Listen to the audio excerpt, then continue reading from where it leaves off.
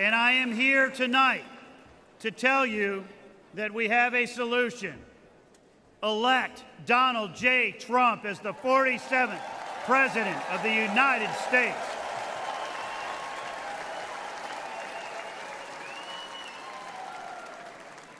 Only President Trump can unite us and restore our economy, rebuild our southern border, and regain our standing in the world. When I became chairman of the RNC, I pledged to do 3 things to make that happen. First, we are going to get out the vote. Second, we are going to protect the ballot.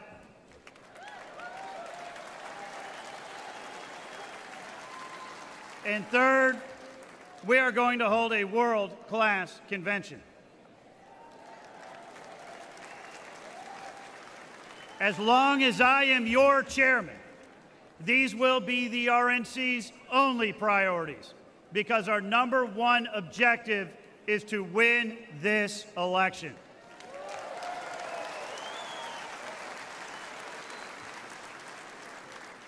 I am pleased to say that tonight we are kicking off the biggest and best convention in the history of the Republican Party, and we are united.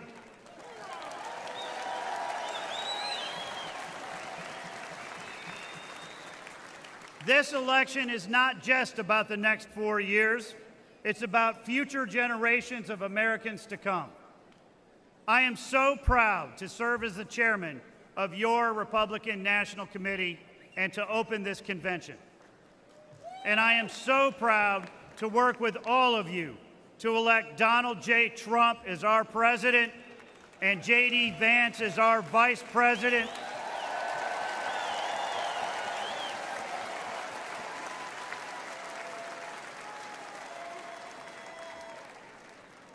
And to make America wealthy again, safe again, strong again, and to make America great again. Thank you.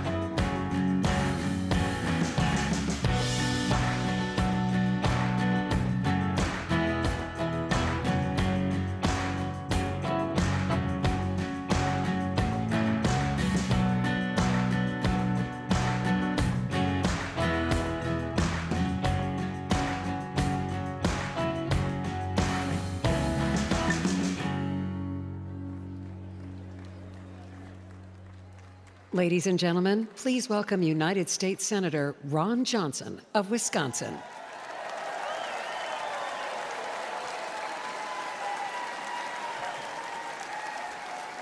Thank you, thank you, thank you, thank you. Welcome to Wisconsin.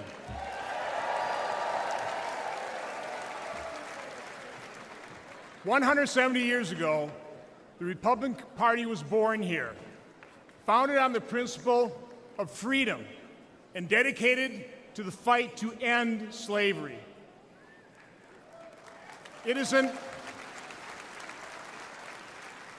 honor and privilege to represent the good, decent, hardworking, and very nice people of Wisconsin in the U.S. Senate. Like most Americans, they believe the purpose of government is to help improve lives, not make them more difficult. Unfortunately, Vice President Harris and President Biden have made our lives less safe and far more expensive. In other words, a lot more difficult. Back in 2008, Joe Biden ran on a ticket promising to, quote, fundamentally transform America, unquote. They weren't joking. That was the Democrats' new radical far-left agenda. Today's Democrat Party is not the party of our parents and grandparents. That party cared about workers and people struggling to get by. Now they are the party of open borders, reckless spending, weaponized government, and weakness on the world stage. This fringe agenda includes biological males competing against girls, and the sexualization and indoctrination of our children.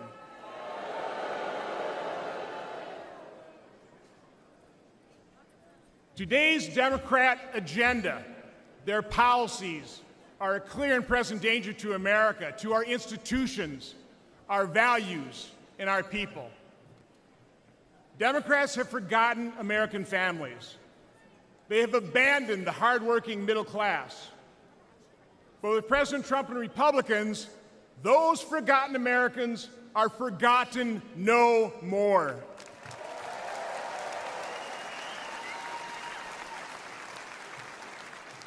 Republicans are the party of opportunity, liberty, and prosperity for all. We proved we know how to make life better for all Americans, and we can do it again. With a secure border, smaller government, less regulation, and lower taxes. Republicans understand that Americans don't want welfare, they want work.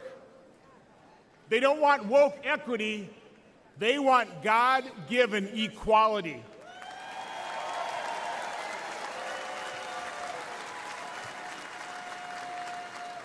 They want the promise of our founding documents, the right to pursue happiness. That's what Republicans will deliver. We've repaired the damage caused by Democrats before, and we will do it again.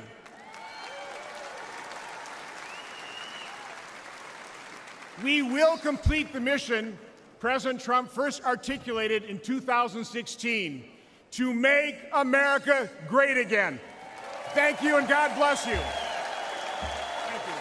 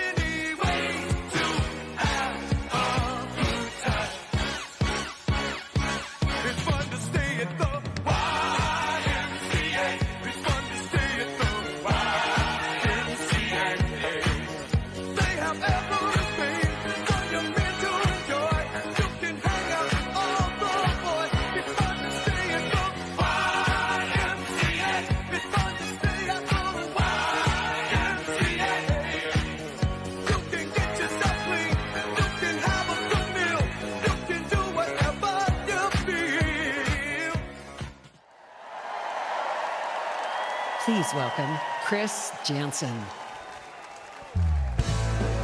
Howdy. Everybody at the RNC, top to bottom, somebody put your hands in the air and scream, baby! I love number 3 winning and good bass fishing and bush hogging overtime. I like sitting in the stand with a gun in my hand. I'm an all-American guy. I like a bone on a steak and a Waffle House steak, seeing kids being raised right. I like a handshake deal and people that are real. I'm an all-American guy. I love F-250s, Alan Jackson's Little Bitty, and the beauty of a small town life. I like my chili in a bowl, Bob Seger rock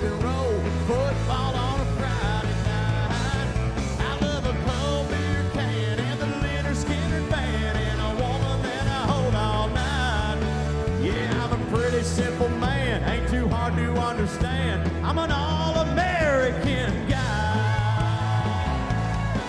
I like America's best and rowdy rednecks and blue silver suits and ties. I love Jesus and the hag and a girl who loves her dad. I'm an all-American guy. I love F-250s, Alan Jackson's Little Bitty, and the beauty of a small town life. I like my chili in a bowl, Bob Seger, rock and roll, football on a Friday night. I love a cold beer can and the Charlie Daniels band and a woman that I hold all night. Yes, I'm a pretty simple man, ain't too hard to understand. I want to hear you scream one time.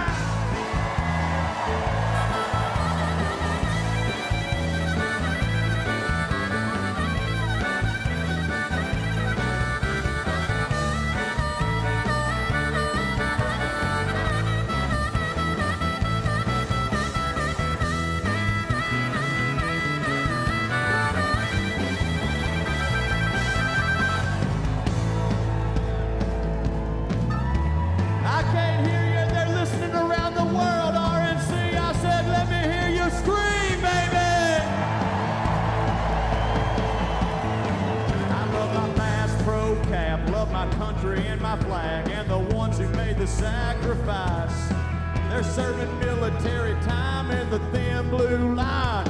All-American guy.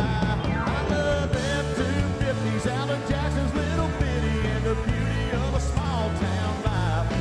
I like my chili in a bowl, Bob Seger, rock and roll, football on a Friday night. I love a cold beer can and the Marshall Tucker band and a woman that I call my wife. Yeah, I'm a pretty simple man, ain't hard to understand. I'm an all-American guy. You know I'm a pretty simple man, I ain't too hard to understand. Just an all-American guy. That's right.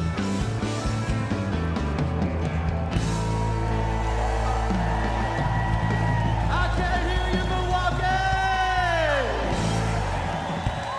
Everybody stay on your feet. Let's get some fun action in here. It's RNC 2024, and we are here to party for America, baby. We're here to party for America, baby. With every hand in the air, all the way to the top, side to side. I got a question for you, all the way back from 2016. Can somebody please buy me a boat? Now sing it loud and proud, all the way over there. I can see you now. Well, I ain't rich, but I damn sure wanna be. Yeah, working like a dog all day ain't working for me. Oh, I wish I had a rich uncle that would kick the bucket and I was sitting on a pile like a Warren Buffett. I know everybody says money can't buy happiness, but it can buy me a boat.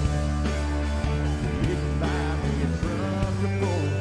Yes, it can buy me a Yeti 110 ounce down with silver bullets. Oh, and I know what they say, money can't buy everything. Yeah, maybe so. Somebody sing it, buddy. Oh yeah. Now they call me the redneck, the white trash and blue. Yeah, well I could change all that if I had a couple $1 billion. Oh, now I can remember hearing that money is the root of all evil, and you can't fit a camel through the eye of the needle. I'm sure that's probably true, but it still sounds pretty cool. It can buy me a boat. It can buy me a truck to pull. It can buy me any 110 ounce down with silver bullets. Whoa, and I know what they say, money can't buy everything. Yeah, maybe so. Come on, baby. But it can buy me a boat to float down on the water with the beer. Out here, the Powerball lotto is sitting on $100 bills. Yeah, that'll buy me a brand new ride. can buy me a boat. RNC, it can buy me a truck to pull it. Come on, it can buy me a Yeti 110 ice down with silver bullets. Oh, I know what they say. Money can't buy everything. Everybody said maybe so. Come on now. Money. Break it down, boys. Woo. You hear that?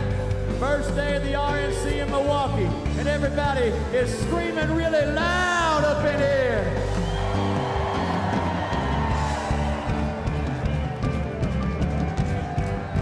I can see your hands, everybody on your feet, let's go. Get them up, get them up. We say, hey, hey, hey, oh, whoa. Let's say, woo, woo, woo. Get your hands going, let's go.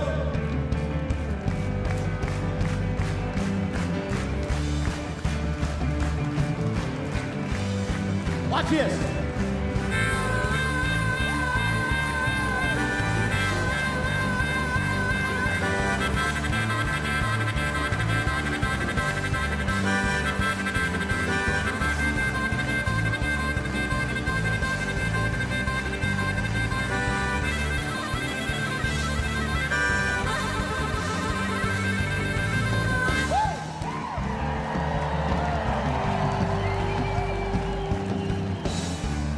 Concerts in this arena before.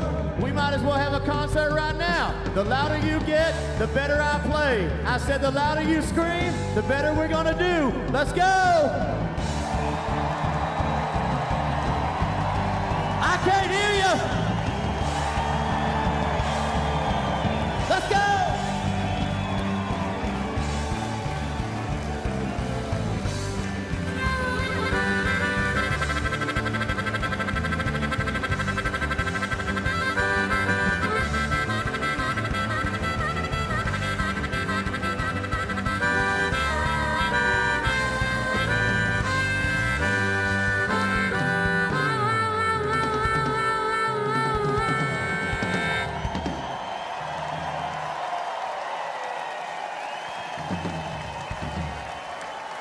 We can get rowdier than that. Come on, it's 2024. We're here to party.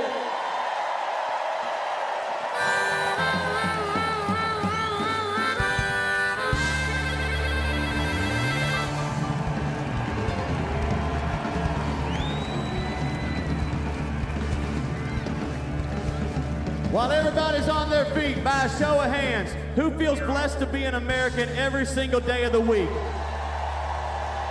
I said by a show of hands and everybody out of their seat, who feels blessed to be an American in the land of the free, the home of the brave, every single day of the week? Then keep your hands up on the count of three, scream 1, 2, 3, go!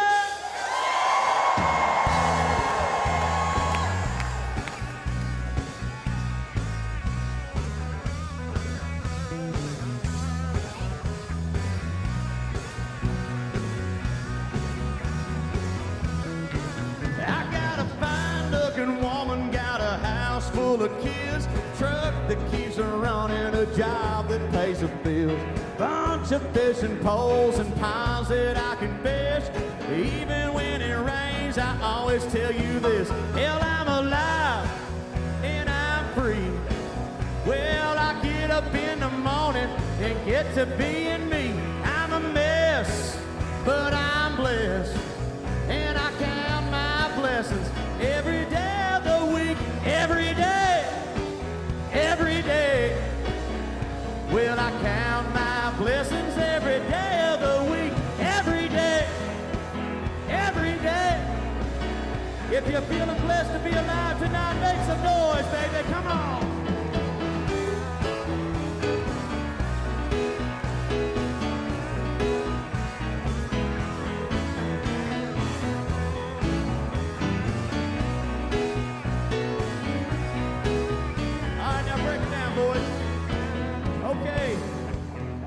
Friends in Milwaukee, wave if you can see me good. top to bottom, side to side. Every hand in the air when I say every day, and you repeat after me. Here we go. You ready? Let's go. Every day. Every day. Well, I count my blessings every day of the week. Every day. Every day. That's pretty good, but that ain't good enough. Everybody, hands in the air. Let's go. Every day. Every day. Well, I count my blessings every day of the week. Every day. Every day. You know I count my blessings every day of the week.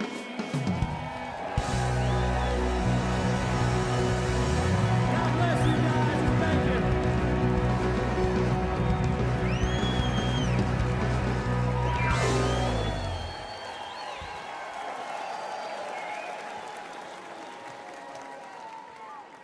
Please welcome Congresswoman Marjorie Taylor Greene of Georgia.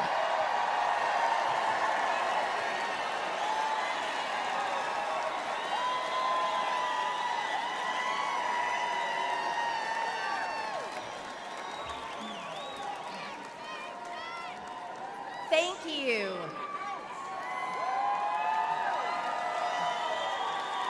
Thank you. Thank you. Today is a celebration. The American spirit is alive and well. And we have once again nominated for president the founding father of the America First movement, Donald John Trump.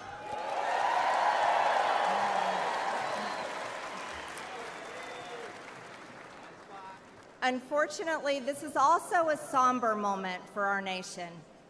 2 days ago, evil came for the man we admire and love so much. I thank God that his hand was on President Trump.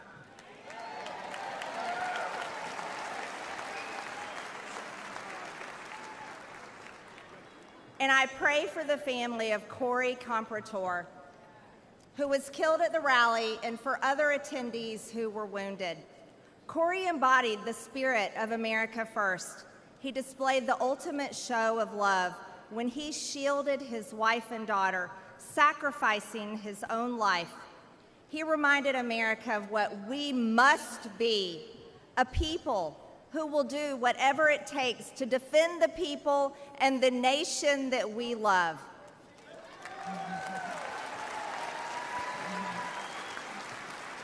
Thank you.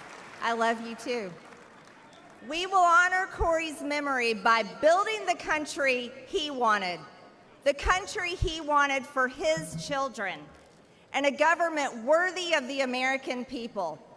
For far too long, the establishment in Washington has sold us out.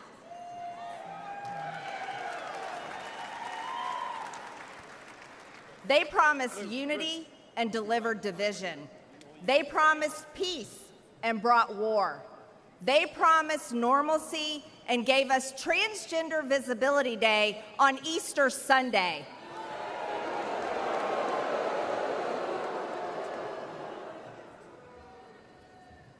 And let me state this clearly. There are only two genders.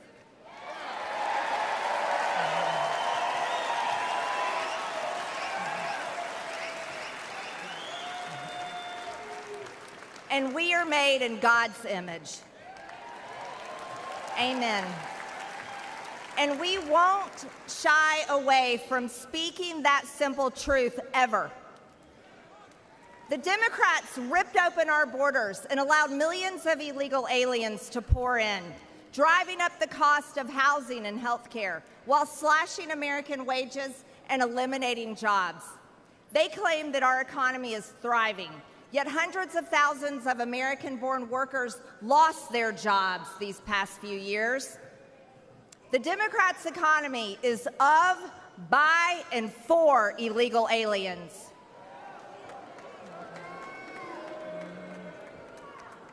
Our open borders have also unleashed the worst drug crisis in American history.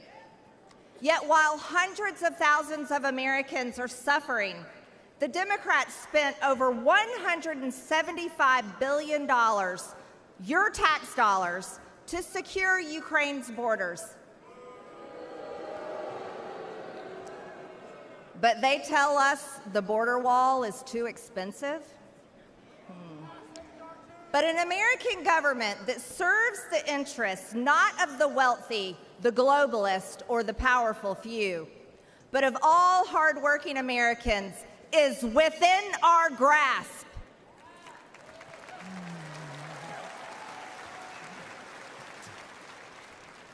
Donald Trump has, and he will, make America successful again. He will make us wealthy again. And as God as my witness, he will finally give us the country we deserve. Because Donald John Trump is the leader America deserves.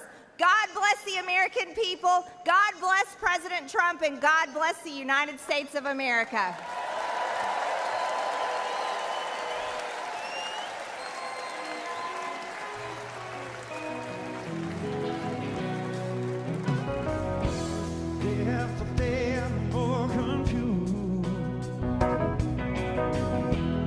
For the light and the pouring rain. No, that's a game that I hate to lose. Feeling the same, ain't it a shame? Oh, killing the beat boys and free my soul. Wanna get lost.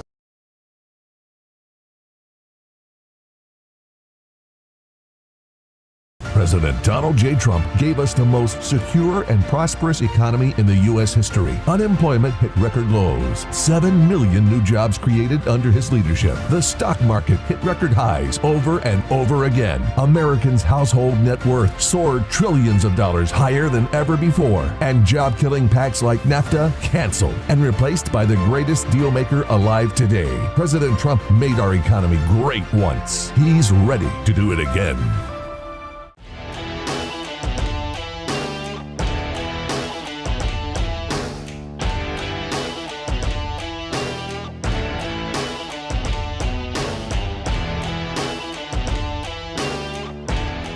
I'm Newt Gingrich, and I'm here at the Republican National Convention. And I'm asking you to help President Donald Trump win the White House and kick Joe Biden out of there. If you'll send whatever you can afford to 88022, I believe you will be key in helping defeat Joe Biden.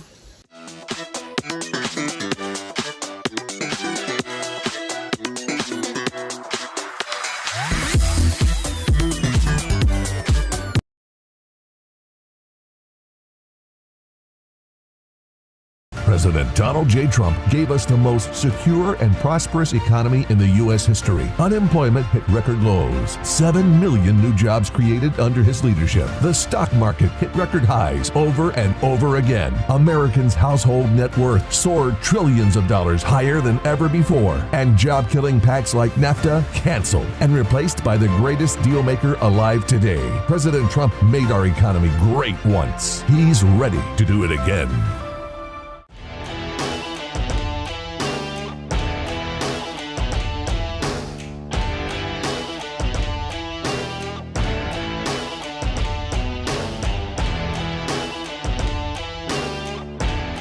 I'm Newt Gingrich, and I'm here at the Republican National Convention. And I'm asking you to help President Donald Trump win the White House and kick Joe Biden out of there. If you'll send whatever you can afford to 88022, I believe you will be key in helping defeat Joe Biden.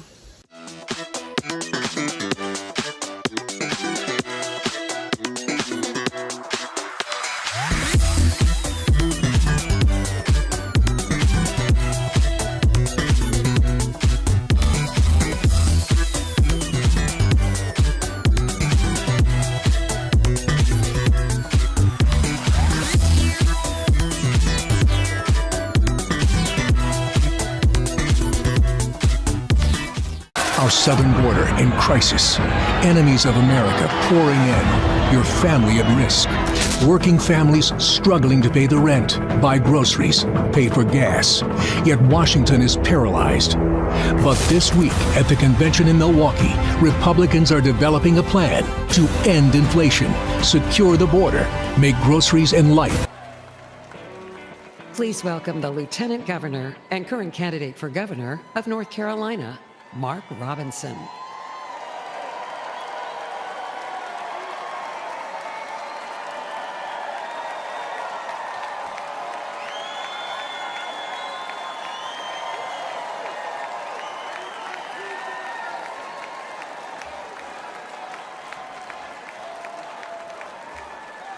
Thank you. First and foremost, I want to give thanks to my Lord and Savior Jesus Christ for giving us my life and health and strength, allowing me to be here and allowing us to live in this blessed and prosperous land. I am Mark Robinson. I am the first black lieutenant governor of North Carolina. And come November, I plan on being the first black governor of North Carolina.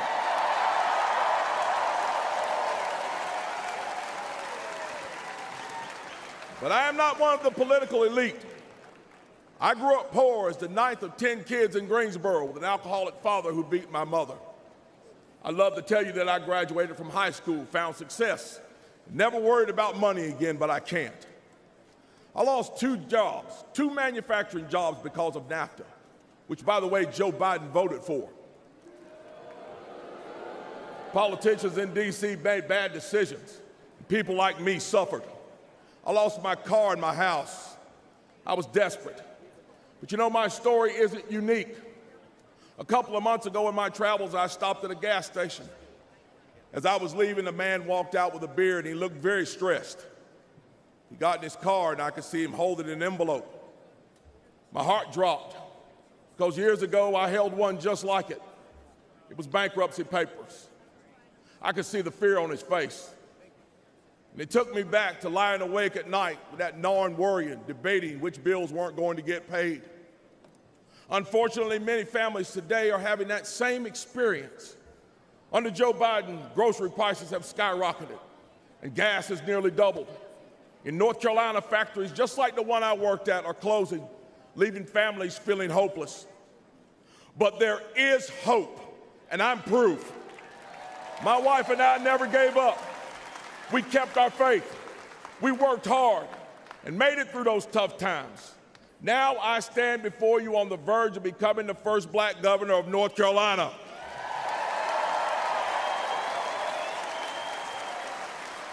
As governor, I will not forget where I came from or the struggles of the people I meet. And you know, there's someone else who will fight just as hard for you, President Donald J. Trump.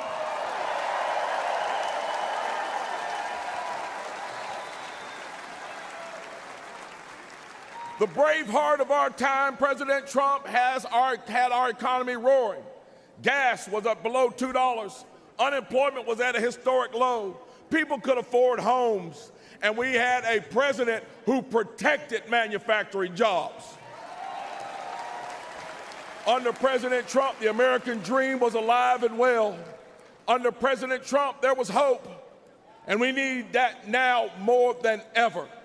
So this November, let's select the brave heart of our time, Donald J. Trump, to get our economy back on track, restore the American dream, and make America great again. God bless you all, and God bless the United States of America. Thank you.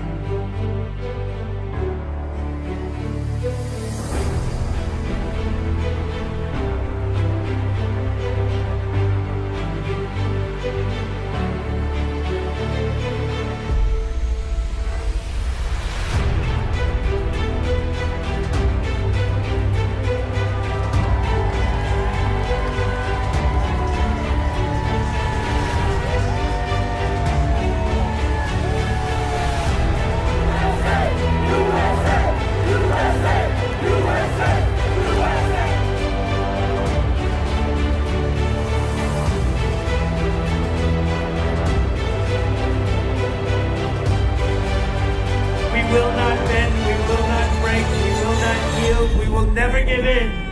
We will never give up.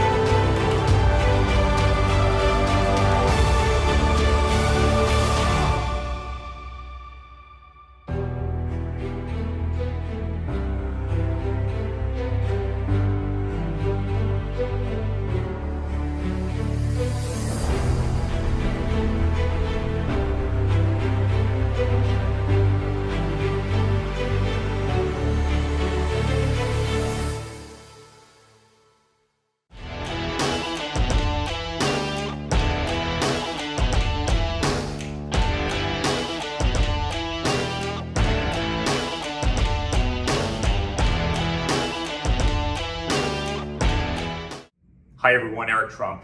I'm so honored to be here. I'm so honored to be a delegate. I am so honored to be speaking at this convention for a third time. We are going to send my father back to the White House. We are going to win on November.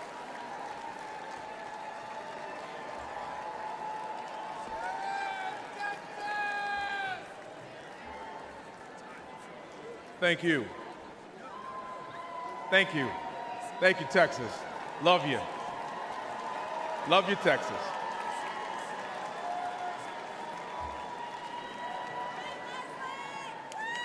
A president's greatest responsibility is to protect the American people. And both Joe Biden and Kamala Harris have failed. I'm a military guy. I flew Apaches in Iraq. Thank you. Thank you. Thank you. I understand that when you're given a mission, you show up, you identify the problem, and you execute. Biden and Harris haven't shown up.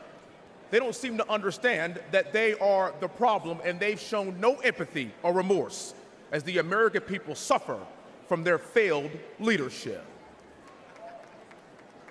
They have imposed what Ronald Reagan called the cruelest tax on the poor, inflation. Today, 65% of Americans are living paycheck to paycheck because the dollar is worth less and less every day. Grocery prices have soared. Average Americans are spending $4,300 more on energy bills. But on November the 5th, we, the people, can fix this Democrat disaster.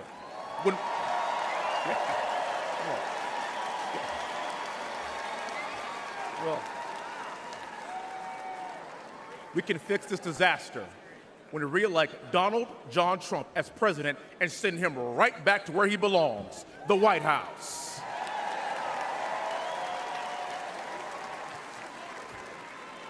Under President Trump, American families had more money in their pockets and bank accounts. American families could invest, save, and buy a home. Under President Trump, we had the greatest economy in our lifetime, and in less than 4 years under Joe Biden, everything changed. Ladies and gentlemen, that is why we must win in November to take our country back.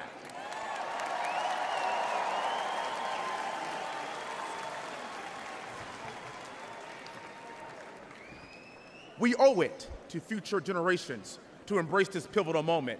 I owe it to my two daughters, Victoria and Olivia. I owe it to my 1-year-old little boy, Willie, and I owe it to all American children and their future.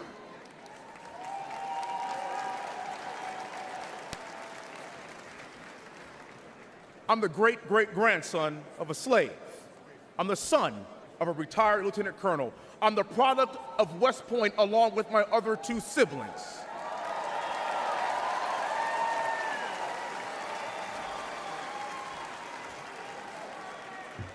And I risked my life in combat to preserve our nation. Now,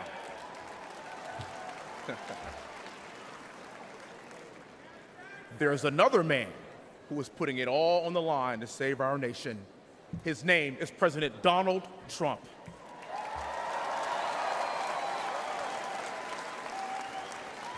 And with your help in November, and with his unbending resolve, together we will make America great again.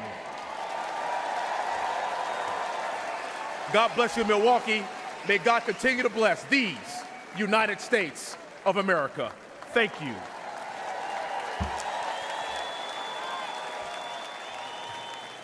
Please welcome U.S. Army veteran, Representative John James from Michigan's 10th Congressional District.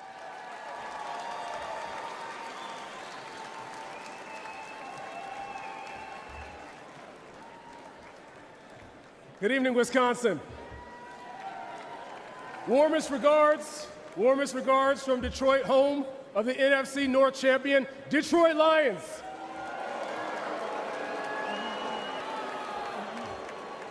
Well, in seriousness, didn't Wesley do a great job? One of my West Point classmates, class of 2004, and there's another Midwestern boy who did a great job. Our vice presidential nominee, J.D. Vance. Another Midwestern boy. You know, he's going to need some help when he comes up to Michigan. I'll do everything I can, but he might be the first Buckeye to win in Michigan since last time Trump was in office. But those are two great American dream stories from the Hunt family and from the Vance family, but I have another American dream story to tell you about. It's about a little boy from Starkville, Mississippi, who lived directly across the street from Mississippi State University, but he couldn't go there because he was black. Despite growing up in the Jim Crow South, he refused to let vulnerability become victimhood. He paid his way through college, served honorably in Vietnam, and started a trucking company with one truck, one trailer, and no excuses, hauling beer back and forth between Detroit and Milwaukee. I grew up in awe of that story because it's my dad's story. It's part of my story. He and my mother raised me never telling me that this is a racist country. Never. Never.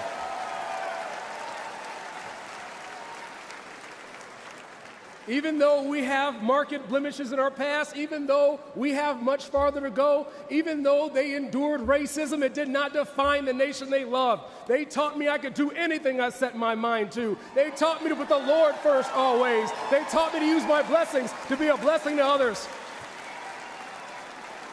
And that's what we're doing here today. That's why I went to West Point. I became a Ranger qualified Apache pilot and flew 750 hours operations in Operation Iraqi Freedom. You know,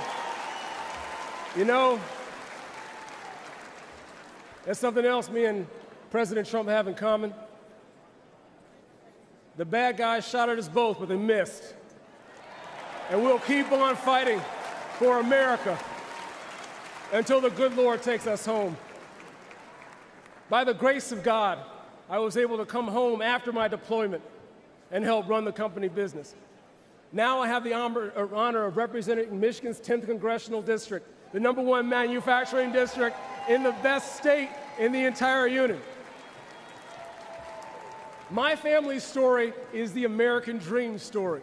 But my biggest concern right now, my biggest fear is will children today be able to look back and share that same story? Look, I firmly believe Americans have not given up on the American dream. Joe Biden and the Democrats have given up on the American dream. Joe Biden and the Democrats think they know how to spend your money better than you do. They want to take your dollars, they want to take your voice, they want to take your control and give it back to DC bureaucrats to execute their woke and Green New Deal agenda. Well, that plan doesn't work because hope is not a plan. Black people were sold on hope. Now our streets are rife with crime. Our kids can't read, and illegals are getting better help from Democrats in 4 days than we've gotten in 400 years.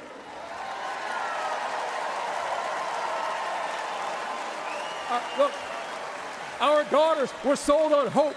and now they're being forced on the playing fields and changing rooms of biological males. America was sold on hope, and now the world's on fire. Our borders are wide open, and Americans are going into debt to pay for their groceries. But look. We don't even have to imagine a brighter day. We just have to remember, under President Donald J. Trump, we had a secure border. Under President Donald J. Trump, we had peace in Europe. And under President Donald J. Trump, we had an economy so good. We had an economy so good, Democrats were trying to give Obama the credit for it. Look. Yeah, I heard a little bit earlier today, if you don't vote for Donald Trump, you ain't black.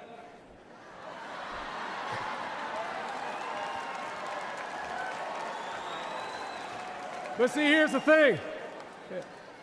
By the grace of God and the proven leadership of Donald Trump, for every American, regardless of race, color, and creed, we can once again have a land where a child's outcome isn't determined by their zip code. We can once again have a land where hard work truly does get you ahead. We can once again have a land where you can go from poverty to prosperity in a single generation. I believe that land is still America. America is the greatest idea that's ever been.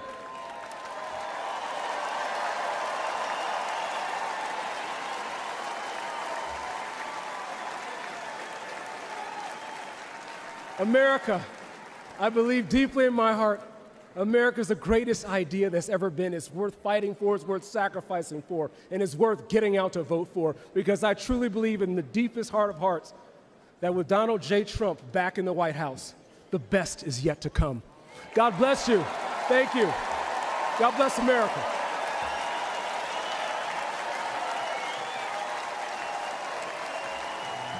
To show families just how much more they're spending on gas under Biden and Harris than they did under President Trump, we placed these signs at gas pumps.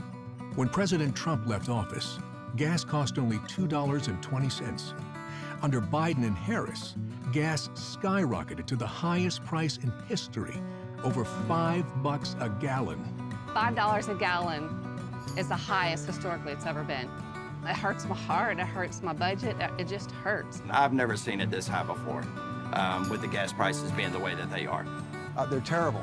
They're outrageous, overpriced. Our paychecks are like a third of what they used to be just because of gas prices. We have to choose between, am I going to fill up my car all the way or am I going to buy a prescription? Whenever Trump was in office, it took me about $45 to fill up, and now it's about $75 to $80. A lot of pain every time you go to the gas pump, and I know I'm not the only one that feels it. Within my first year of driving, I'm having to deal with an average of 503 across the nation. I feel it every time I fill up. Well, it certainly affects my saving because it's hard to save when everything you're making is going out for groceries and gasoline. With the gas costing more, of course, the food costs more, and also cuts into doing charitable activities, like try to deliver food to needy children. Families right now are living paycheck to paycheck, and it's going to get worse. How people with families do it on a normal average income, I don't see how they can pay it and have any money left over even to pay for gas. I don't think Bidenomics works for anybody. My family can't afford any more of him. It's impossible to pay $5.03. We need to care about our people better than that. There are going to be 41 million new Gen Z voters this upcoming election, and when they go to cast their vote, I mean, that's definitely going to take a toll on which way they lean. I'm voting for Trump because me and my family want to pay this amount for gasoline. We don't need any more of this. We need more of this. To show families just how much more they're spending on groceries under Biden and Harris than they did under President Trump, we placed these signs in grocery stores. You got a 49% increase under Joe Biden. I mean, a tremendous increase. It just goes on and on. It's ridiculous. I have definitely seen a price increase since Biden has been president. The food prices are astronomical. They're unaffordable. They're still going up. Every week you see something else that's gone up higher. It's hurting everybody. When we would grocery shop, 5, 6 years ago, this is not the same grocery store that I remember. I do without a lot of things that I shouldn't because we can't afford it. Everything in the store is double the price. I mean, we're talking $600 a week just for my family of 6. I think it's especially hard on families with children. A lot of people are using food banks that never would have used food banks before. Living on Social Security or just disability, it's very difficult to be able to maintain the expenses. I have several elderly friends. They can't even get their medicine some months because they're paying so much for gas and groceries. When you check out, it's shocking. It's shocking what the increase is. Everything. Joe Biden's policy, Kamala's policies, they're killing us. But since Biden's come in, I gotta say it's gotten worse, and they don't even care. I served this country, and I've seen the biggest change in my entire life in these last 3.5 years. If you want to save this country, you need to vote for President Trump.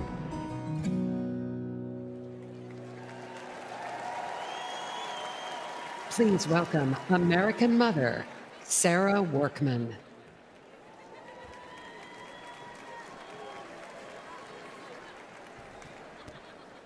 Good evening. I'm Sarah Workman from the great state of Arizona. Woo! I'm honored to be here tonight on behalf of everyday Americans. I'm a single mother who works 2 jobs to support my family. I know Americans can relate when I say that every time I fill up my gas tank, go to the grocery store, and try to pay the bills, I think, who doesn't miss the Trump days?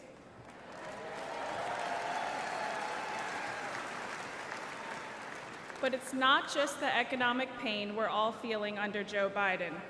It's how they're destroying the American spirit.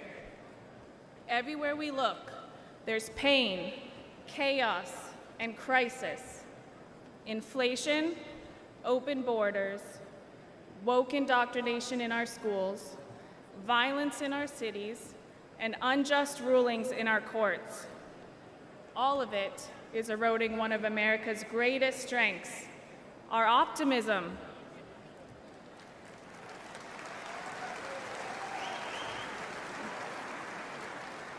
While the left is trying to divide us with identity politics, we are here tonight because we believe that America is always should be one nation under God.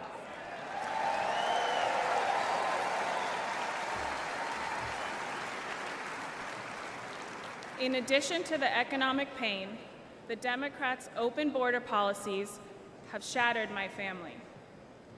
With drugs so readily available, my husband fell victim to the drug epidemic. It tore our family apart, and now I raise my son alone. But I know there is hope.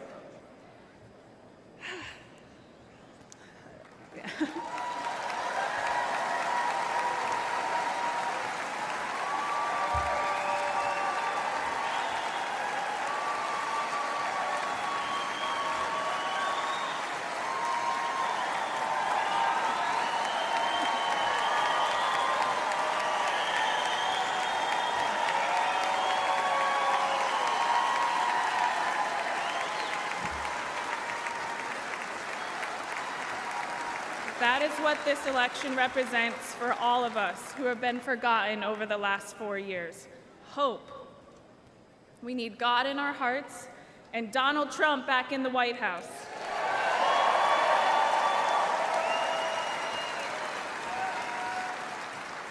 If you're watching tonight and you hear your own story and mine, Donald Trump put me on this stage to show that he hears us, he sees us, and we are forgotten no more.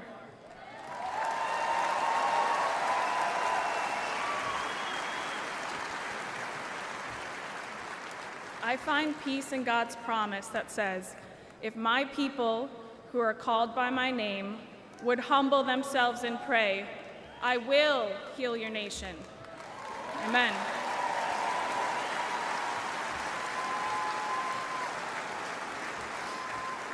With faith, hope, and love in my heart, I know we will make America great again.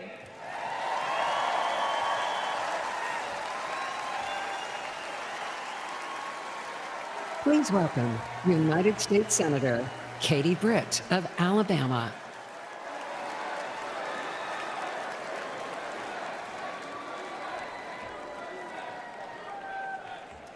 Good evening, Milwaukee. I'm Katie Britt.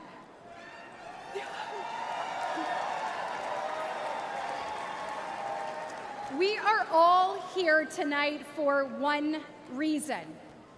We need to change the direction of our nation. And Donald Trump is the change we need. To my fellow moms and dads across America, I think we all know that raising a family is hard. Add in smartphones and social media, and we already had plenty to worry about. But then Joe Biden and Kamala Harris came around. Now our lives are that much more difficult and way more expensive. Under Biden-Harris, prices are high and expectations, well, they're low. Grocery prices are up more than 21%. Electricity is up 31%. Gas is up 48%. Mortgage rates have more than doubled, and rent is skyrocketing. To me, these aren't just numbers. This is pain for millions of Americans. It means that so many American families have to live with so much less. This is too high a price to pay for an administration that has brought us to such lows. The American people won't have the wool pulled over our eyes. We see how Biden and Harris keep making things worse. And we know the current president is not capable of turning things around.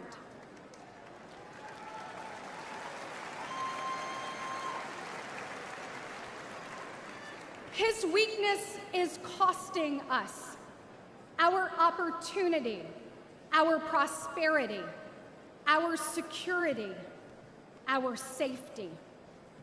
Each diminished, all in decline, just like the man in the Oval Office.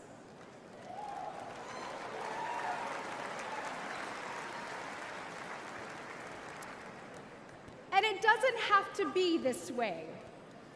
Under President Trump, we had the strongest economy in history. That's right. You didn't need to go into debt just to make ends meet.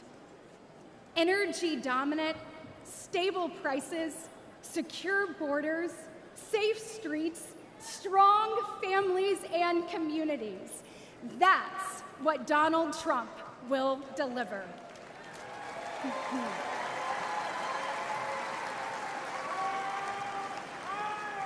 With President Trump, the tough choice was which job offer to accept.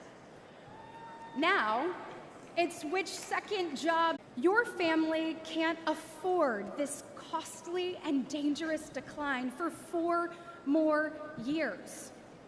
4 more years of Biden-Harris will impose a lifetime of financial damage on our children and our nation. It is time to return President Trump to the White House. Yes. Republicans will put parents, families, and hard-working Americans first. With President Trump back in the White House, we will reawaken the exceptionalism of the greatest nation ever known.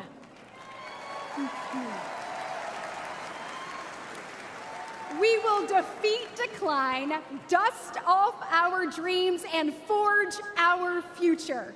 Because families across our nation deserve better.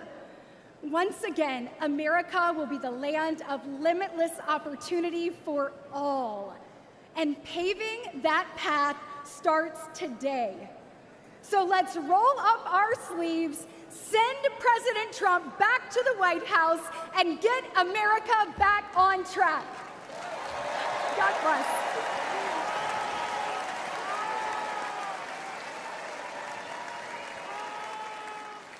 Ladies and gentlemen, Please welcome United States Senator Tim Scott of South Carolina.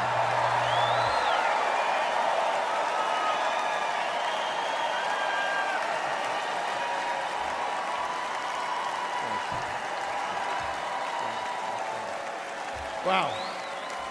Wow. Wow. Wow. Thank you so much. Thank you. Hello, Milwaukee. Are you ready for 4 more years of Donald Trump? Oh, me too. Listen, if you didn't believe in miracles before Saturday, you better be believing right now. Thank God Almighty that we live in a country that still believes in the King of Kings and the Lord of Lords, the Alpha and the Omega. And our God still saves, he still delivers, and he still sets free. Because on Saturday, the devil came to Pennsylvania holding a rifle, but an American lion got back up on his feet and he roared. Oh yeah, he roared.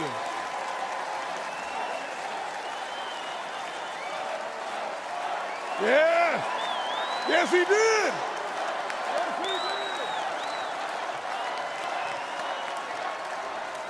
You see, America, this is a difficult time for our nation. Inflation is crushing families. Illegal immigration is crushing American workers. Failing schools and victimhood culture are crushing our poorest kids.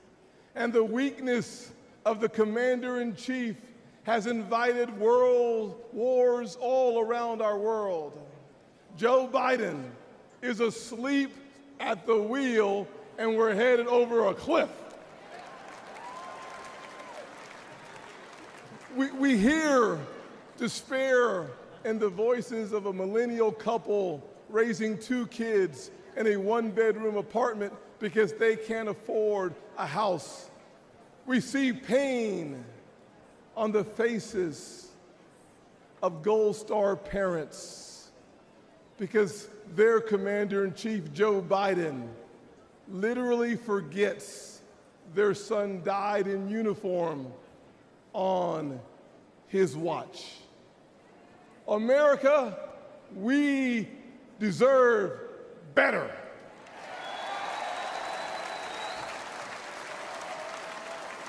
We deserve so much better. I was raised by a single mom in poverty. We had plastic spoons, not silver spoons. But she taught me to work hard, to take responsibility, and reject victimhood. Thank God for my wonderful mama.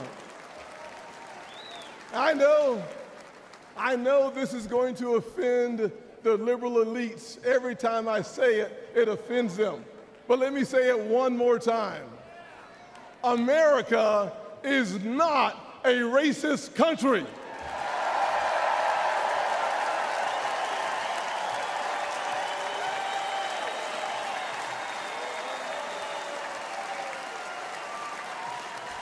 No, we're not.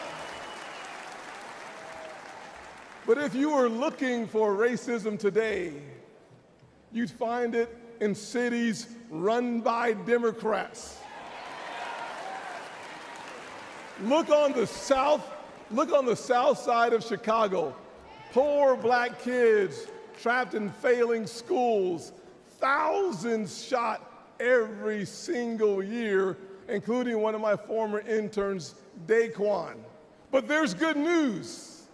It's conservative values that restores hope. It's Republican policies that lifts people up. I partnered with the greatest president of my generation, President Donald J. Trump.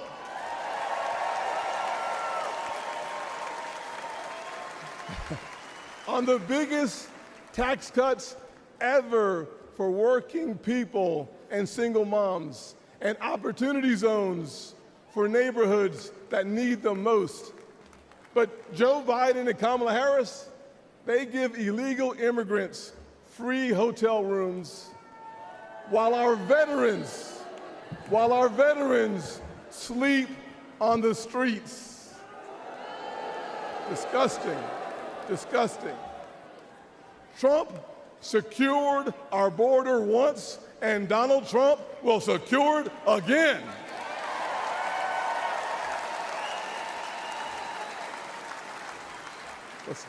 This November,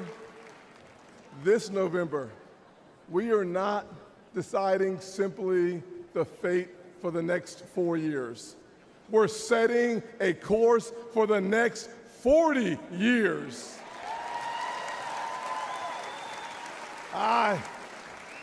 I see our heartland filled with huge American factories, powered by abundant American energy, building what America needs, creating generational wealth for blue-collar workers.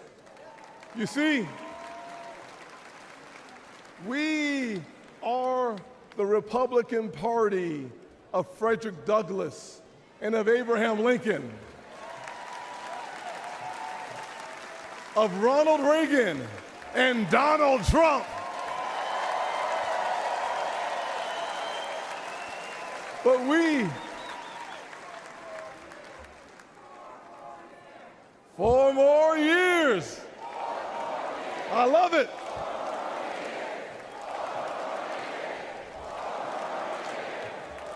Awesome.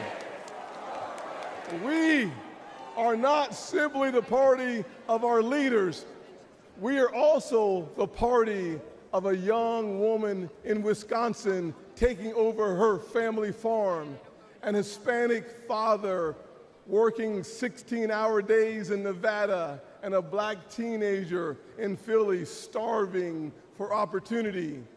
We're not just the grand old party of the past. We are the great opportunity party of America's future.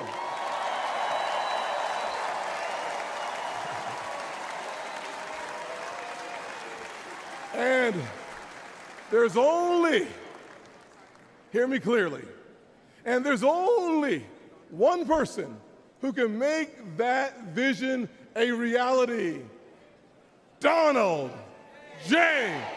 Trump. God bless America.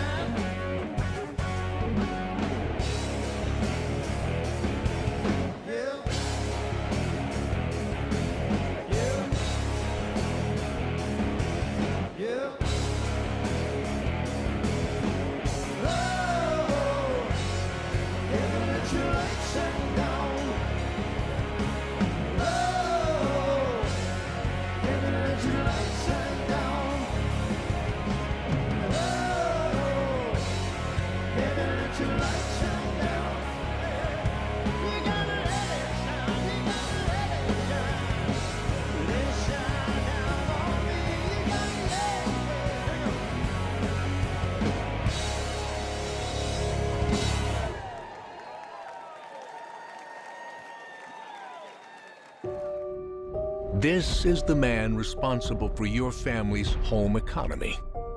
He can't even walk up steps or put on his own coat. Biden's incompetence is financially crushing Americans. One of Biden's first acts as president was to raise taxes, then create a new army of IRS agents to go get the money.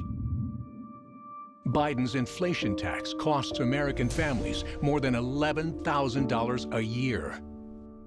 Under Biden, the highest inflation in 40 years, sickening grocery prices, highest gas prices in history, while Americans' incomes have fallen 3 straight years. Now, Biden's proposing a new $4.9 trillion tax hike, the largest ever, $36,000 per American family, and an end to the Trump tax cuts. It's obvious Biden must be fired. President Trump didn't just give us the strongest economy in the world, he gave us the largest tax cuts in history. And he'll do it again, including bringing back the Trump tax cuts for your family.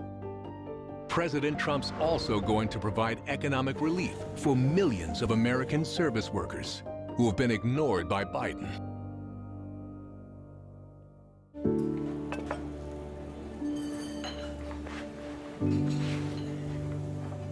You're looking at America's service workers. And they're over 150 million strong. Waitresses and waiters. Drivers and doormen.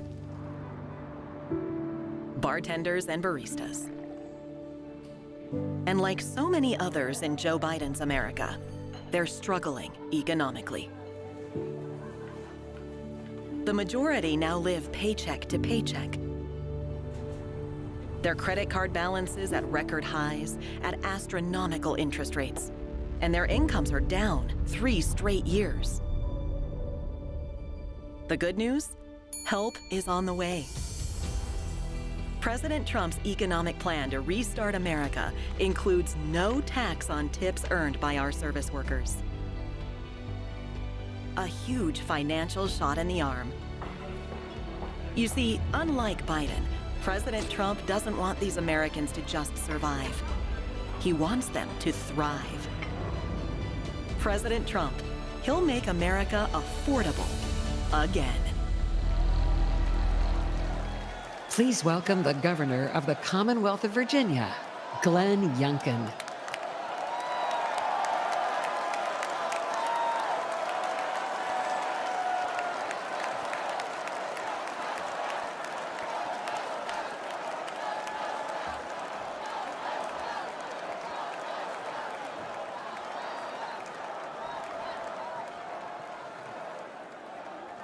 Yes, Joe must go.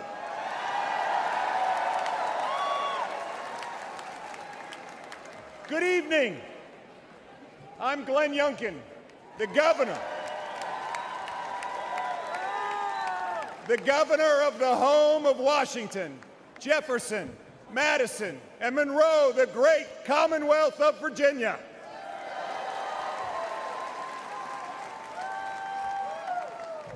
Tonight, we stop for a moment.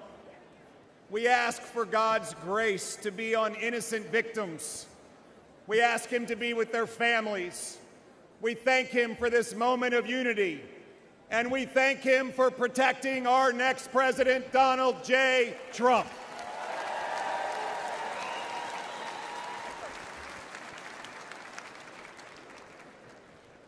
And tonight, our nation can have the conversation that so many families have at their kitchen tables. Yes, those tough conversations.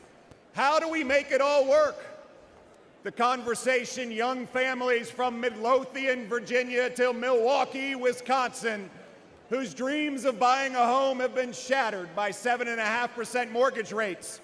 The veterans from Fredericksburg, Virginia to Phoenix, Arizona, whose raises can't keep up with 30% increases in grocery prices and 40% increases in gas. The retirees from Roanoke, Virginia to Reno, Nevada, whose fixed income has been crushed by the silent thief of inflation unleashed by Joe Biden and Kamala Harris. Tonight, America, the land of opportunity, just doesn't feel like that anymore. But 8 years ago, there was an outsider, a businessman, who stepped out of his career to rebuild a great nation with the strongest economy, the mightiest military, energy independence, unlimited opportunity, lifting up every American. That outsider businessman was Donald J. Trump, and he will do it again.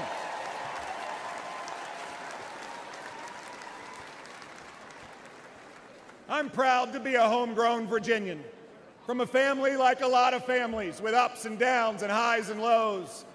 My mom was a nurse, and she was my hero. She pulled our family together after my dad lost his job. At 15, washing dishes and flipping eggs, I learned that there is dignity in work.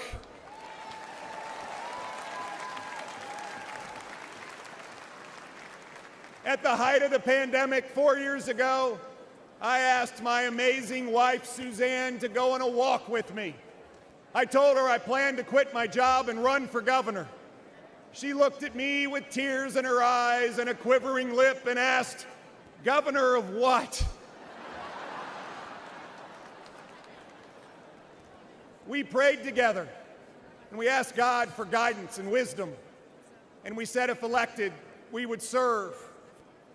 After 12 years of only electing Democrats statewide, in November 2021, Virginians elected a Republican outside businessman as their 74th governor.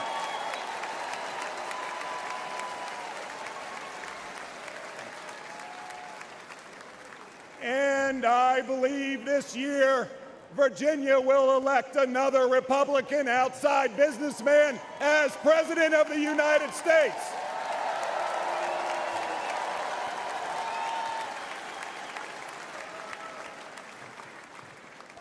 President Trump proved that common sense conservative leadership works.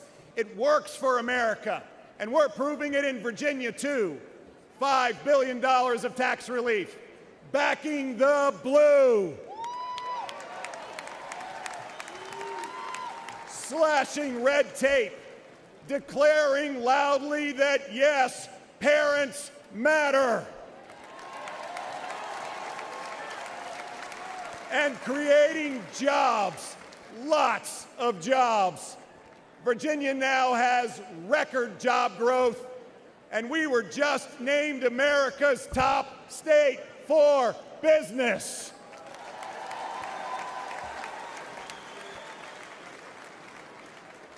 Friends, could this election be more simple? It's common sense versus chaos. It's strength versus weakness. Friends, it's not just Republicans who see this. It's Republicans, independents, and lots of Democrats. It's Americans. Under President Trump, America had high growth and low inflation. Under Joe Biden, America has low growth and high inflation. 66% of Americans now live paycheck to paycheck. Moms and dads worrying, can they buy new shoes for their kids going back to school? Can they write the tuition check for college? Will they ever be able to retire? Under President Trump, 2.4 million Americans were lifted out of poverty.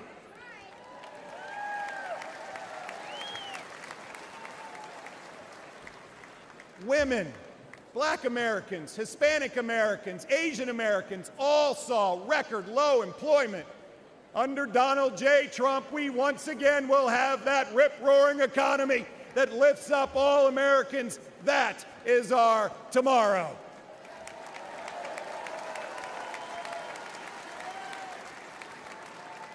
A tomorrow where work is celebrated, where taxes are cut and inflation is slashed, where we cut red tape, where we unleash American energy dominance, where businesses proudly say, "Made in America."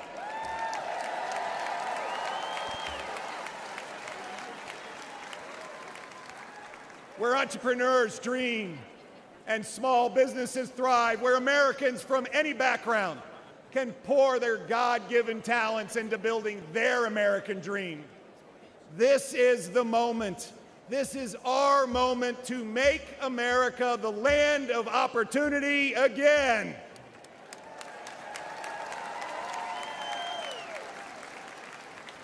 A nation built on a basic truth, that we are granted certain unalienable rights, not by a king, but by an almighty creator. And that among these are life, liberty, and the pursuit of happiness. Our foundational principles are non-negotiable. They are inscribed on our national soul. My fellow Americans, the spirit of hope is spreading. Everyone can feel it, and it will sweep across this nation when we elect Donald J. Trump, the 47th President of the United States. May God bless you, and may God bless the United States of America. Thank you.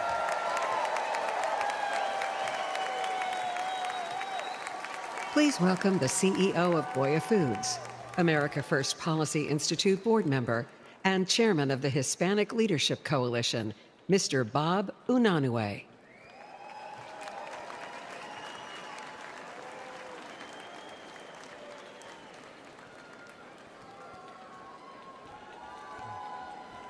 Buenas noches, familia. Good evening, family.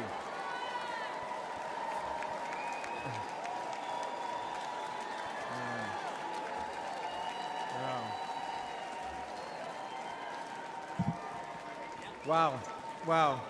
Gracias. 4 years ago, I dared to say that we were blessed by Donald J. Trump, a builder. Got into trouble for that. But more than a builder, he's a courageous leader. And he will bring this nation closer to God. He will bring strength to America. And he will bring prosperity back to America. And that's what my grandfather did as a 17-year-old in 1903. He packed his clothes and his dreams in a suitcase, and he got aboard a steamship. Like millions of other immigrants, he sought nothing more than a chance to build a better life. His American dream began when he opened a small grocery store in Manhattan. With love and determination, he built it into the largest Hispanic-owned food company in the United States. Thank you. Goya Foods grew as the Latino community flourished. The Latino community is diverse, but we are united in our values that include an unwavering faith in God, and an abiding love of family, and a fierce work ethic.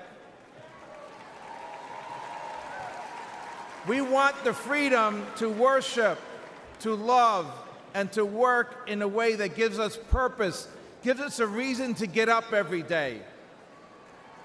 The Biden-Harris administration disrespects our values and has abused our community. They buried our businesses with inflation and government red tape.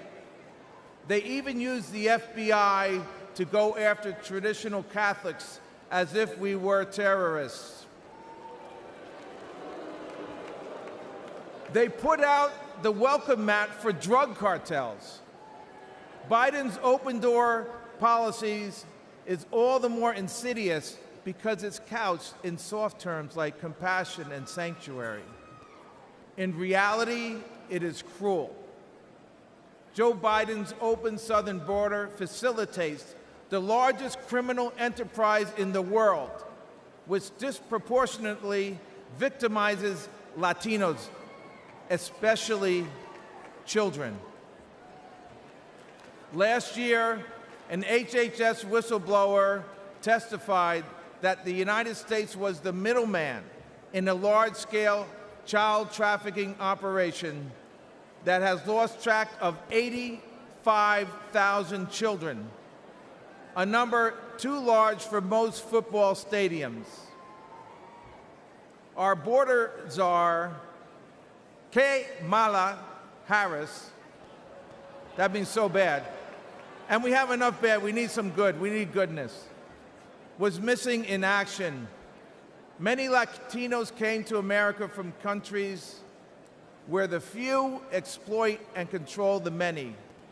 Today's Democratic Party sees this as their path to maintain power.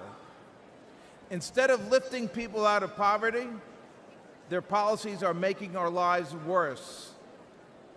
For many Latinos, it's déjà vu, although even though that's French. I don't know how to say that in Spanish, I'm sorry. The Cuban philosopher Jose Marti said, mankind is composed of two sorts of men, those who love and create and those who hate and destroy.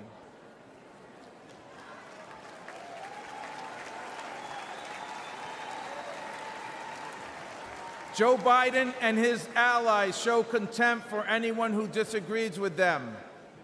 Their hatred of Donald Trump knows no bounds. Their radical policies are wrecking our economy and destroying our lives. On the other hand, Donald Trump loves this country.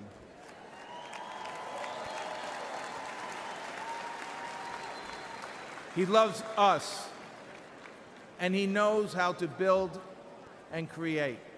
He understands that lasting prosperity is built on a foundation of family, faith, work, and freedom. And not the quicksand of government handouts. He believes we are blessed by God, and with a firm belief that with God, all things are possible, he will make America great again. Love you guys. Love you guys. Thank you.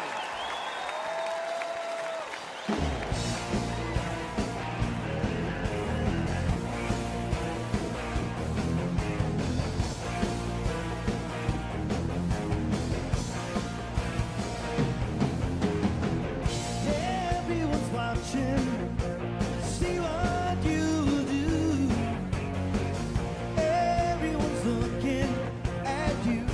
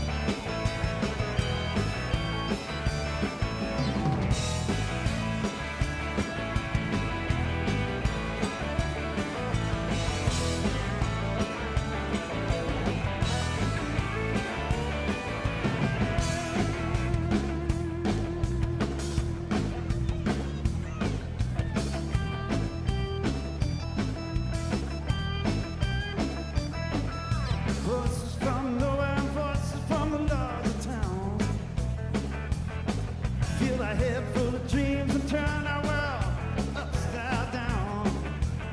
Yeah, there was Frankie Lyman, Bobby Fuller, Mitchell Brown. They were rocking. Jackie Wilson, Shangri-La's Young Rascals. They were rocking. Spotlight on Martha Reeves. Don't forget James Brown. Rocking in the USA.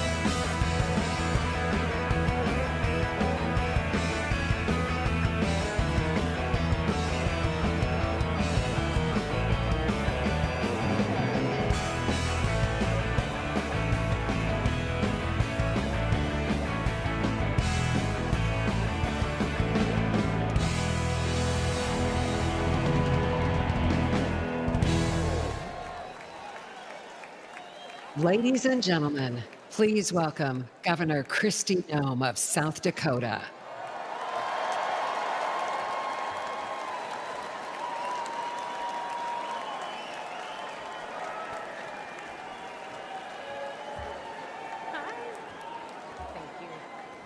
Good evening. You all look fantastic. I love the cowboy hats. And a shout out to South Dakota. Hi. Woo. Listen, I'm Governor Kristi Noem from the great state of South Dakota.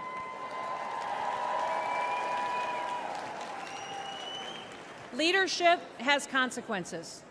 It matters who's in the White House.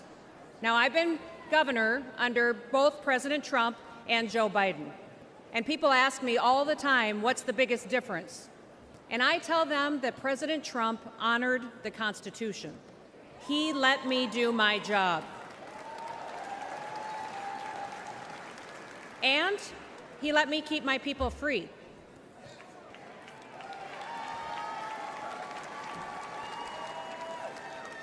Now, leadership on the state level, it matters too.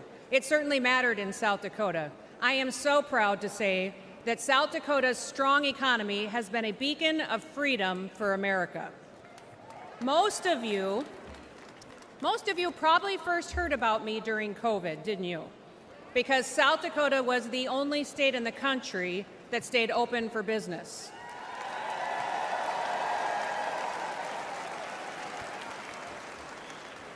We didn't mandate anything. We never ordered a single business or a church to close.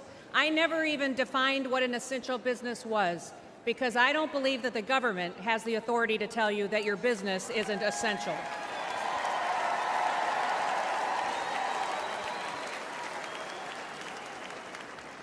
When other states were pushing mandates and lockdowns, instead in South Dakota, we hit the gas. We embraced liberty. We told our story and we invited people to come and to enjoy our beautiful state. Now, all of the things that conservatives have always talked about, we just did it, and it worked.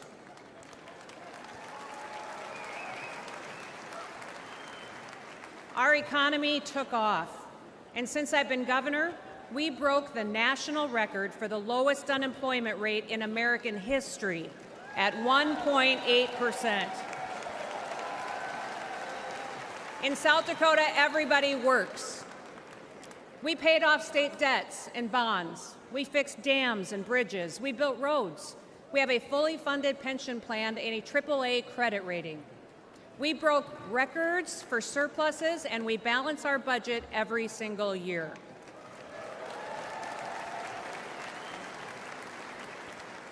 And last year in South Dakota, we passed the largest tax cut in South Dakota history.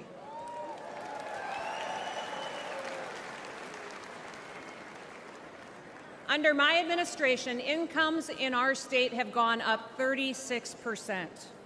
Women-owned businesses are thriving. We also have the highest birth rate in the nation. People are having babies because they're happy.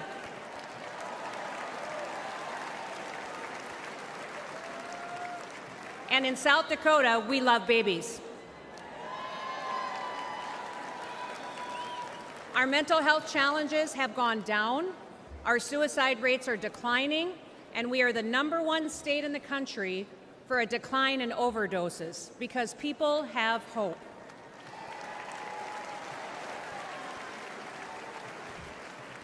We're growing so fast that we needed more workers to catch up. So we launched the most successful workforce recruitment campaign in the history of South Dakota.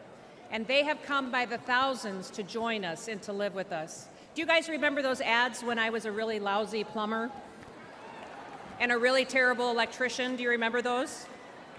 Well, since we started those ads, we have seen a 78% increase in licensed plumbers in the state of South Dakota. We've seen a 44% increase in electricians in our state. Now, people aren't moving to South Dakota for our beaches or for our beautiful January weather. They are moving to our state for opportunity and for freedom. And all of this happened because our people were bold. We took action, and I was strong. Now, South Dakota proved that freedom will make America wealthy again.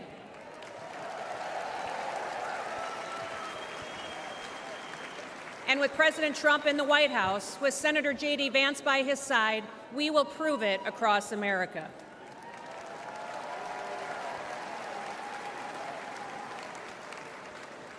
Listen, 2 days ago, the whole world changed. Evil displayed itself in the very worst way, through a cowardly act. An innocent American lost his life, and we will continue to lift his family up in our prayers every single day. Prior to this week, we already knew that President Donald Trump was a fighter. He is the toughest man that I have ever met. Nobody has endured more than what he has gone through. They've attacked his reputation, they impeached him, they tried to bankrupt him, and they unjustly prosecuted him. But even in the most perilous moment this week, his instinct was to stand and to fight.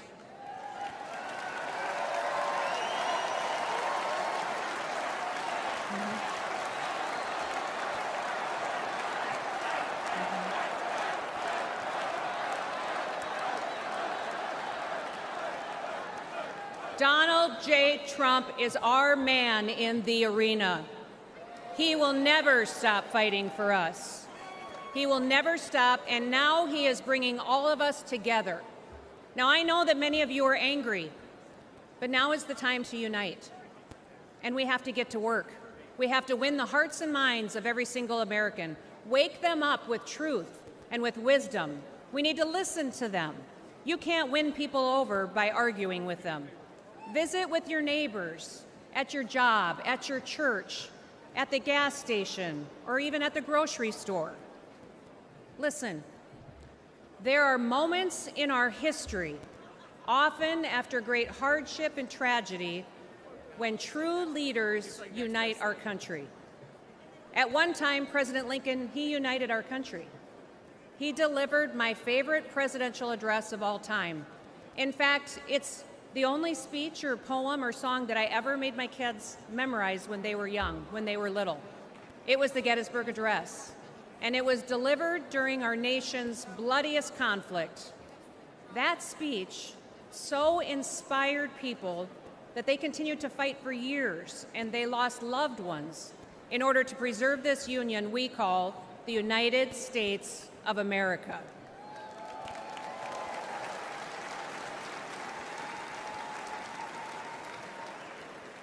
Now, at that time, President Lincoln encouraged us to take increased devotion, that this nation, under God, shall have a new birth of freedom, and that a government of the people, by the people, and for the people shall not perish from this earth.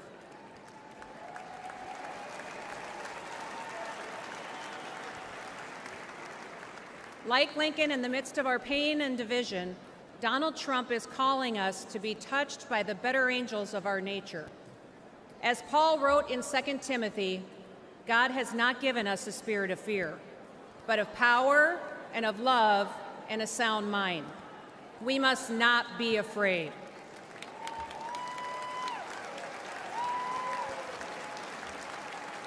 Even in our darkest days, we have never once given up hope. So don't quit on America.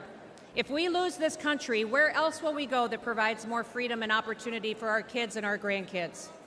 And I've got 3 grandkids, and I'm counting on a whole lot more. And yes, democracy can be messy, but there is a great invisible strength to a people's union. We have shown the world that we can endure sacrifice and that we can still unite. We should still aspire to be worthy of this union, America. President Donald J. Trump is the leader we need for such a time as this.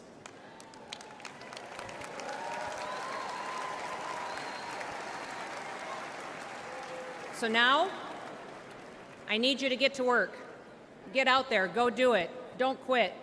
Keep fighting, keep uniting, keep talking to people, win the hearts and minds, and may God bless you, and may God continue to bless the great United States of America. Thank you. Donald Trump's surprise visit to a construction site. Hundreds of cheering union members turned out to meet the former president. It was quite a scene. These are hardworking New Yorkers, okay, union members who have been working on this big construction site here in Midtown Manhattan near Trump Tower. USA, USA, USA. I think these maybe were Democrats, but for me, they're a Republican. We built a lot of great buildings in the city with these people, and they've given me great support. They're very, very talented people. They don't get the credit for it. They have very few people can do what they do. These union workers who are here to talk to the president are paying the price of failed economic policies currently in the country. And you heard in New York City chants of "We want Trump." We want Trump. We want Trump.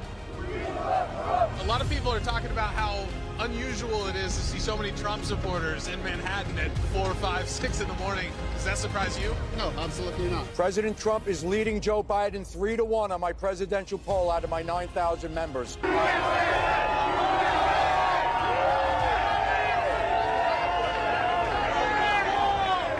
Trump's turn again. What's your message to Joe Biden? You. We're a very patriotic group, and we love our country, and we want the best for America.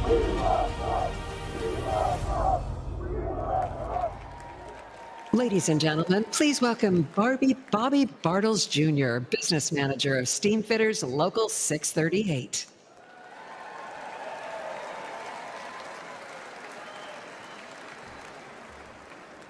Good evening, everyone. My name is Bobby Bartels. I'm a proud member of Steamfitters Local Union 638. And like many of my fellow union members, I've been a Democrat my whole life.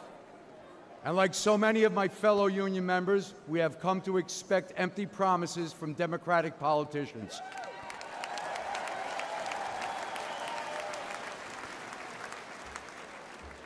In 1986, after a decade of Democratic politicians' mismanagement, Central Park's iconic Wollman ice rink had fallen into an unusable state of disrepair.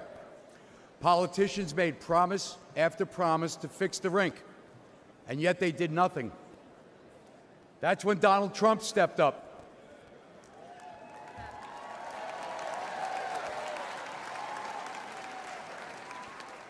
He wasn't mayor, he wasn't running for anything, but he was a guy who cared about people, and he knew how to get a job done.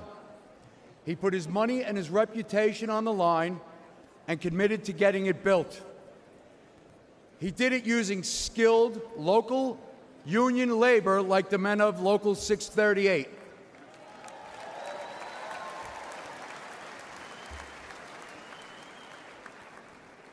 Together, we worked tirelessly on that project, completing it on time and ensuring kids would be skating that fall on that rink. And a quick note to President Biden, that involved working outside the hours of 10 a.m. and 4 p.m.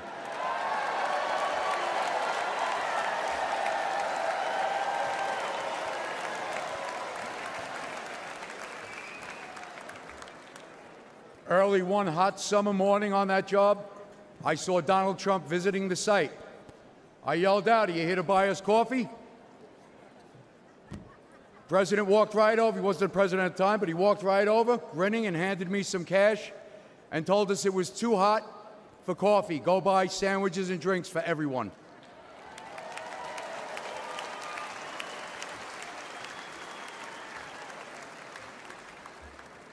Now, more than ever, we need a president who knows how to get things done.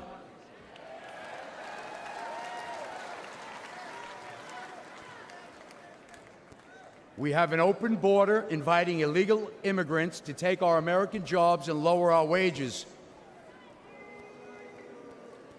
Out of control inflation is squeezing budgets, and both violent crime and drug epidemic are pushing people out of our cities, all while Democrats do nothing.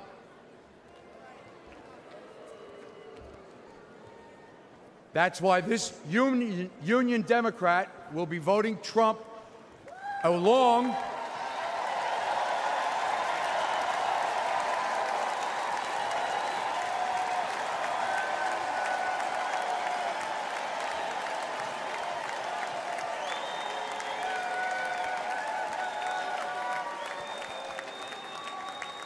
So that's why this union Democrat, along with many of my local union members, will be voting Trump this November.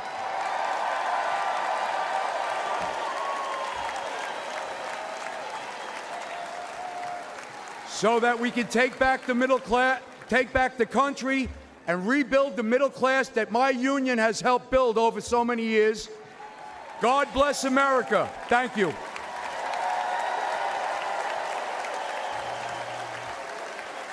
Please welcome Congressman Byron Donalds of Florida.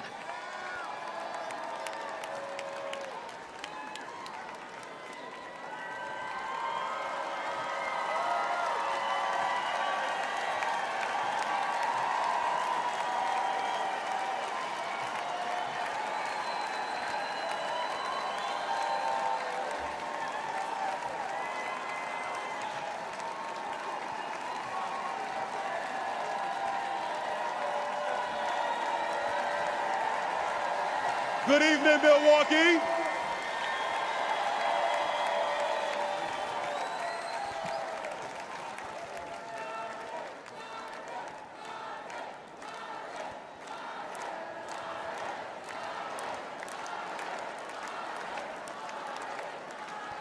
You know, Milwaukee, we're on live television. You gotta let me get to the speech now. Thank you. I'm Byron Donalds, and I come from the great state of Florida. And I proudly represent the people of Southwest Florida.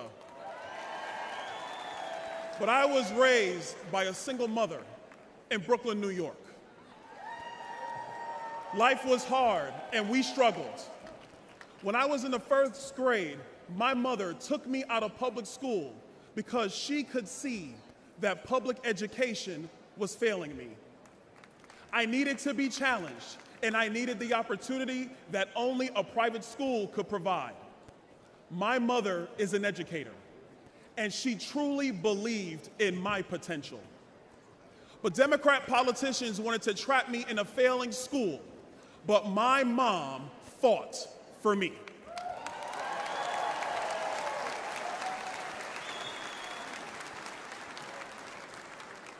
Mom, I just want to take this opportunity to say thank you.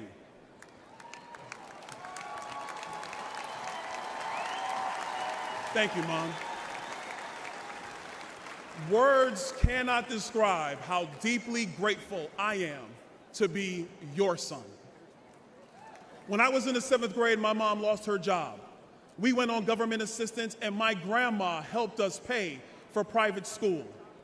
My mom and my grandma sacrificed to ensure that I could build a successful future through a commitment to academic achievement and hard work. I'm standing here today as a result of their love, good and safe schools, and great teachers.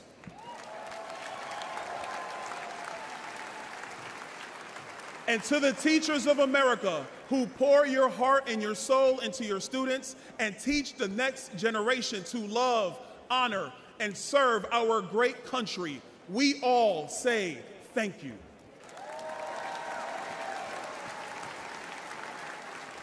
But what about those kids whose parents can't scrape money together for private school?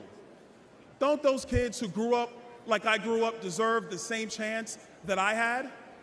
Joe Biden and Kamala Harris sent their kids to high-priced private schools. But since they are in the pocket of the far-left teachers' unions, they trap poor kids like me in failing schools with no way out. They say they're pro-choice, but not if you want a choice over what your kids are taught.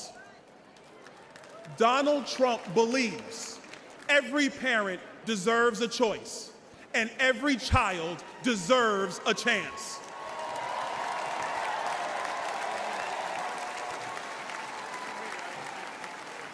And in November, when Donald Trump is elected, our nation's 47th president, we will make sure all America's children get that chance.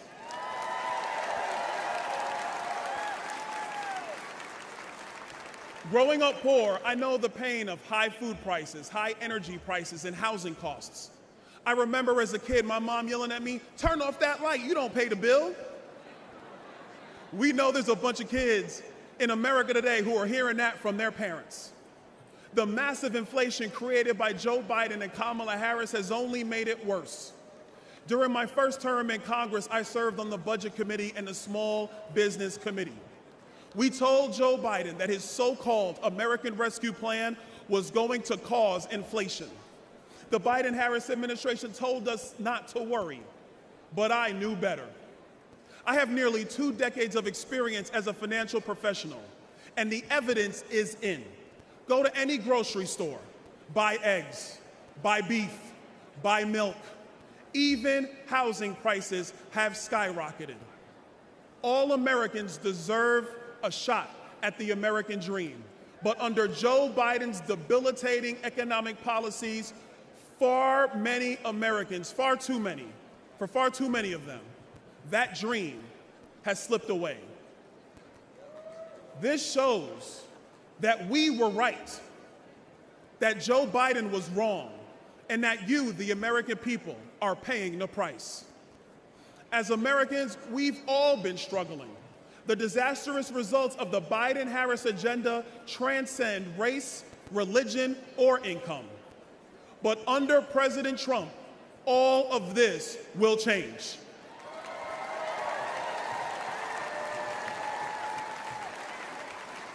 And if there was ever a time in our nation to come together, that time is now. With Trump, our economy will boom again. You will have more money in your pocket again. and your children will have a future again. Together, I know we will make America wealthy again.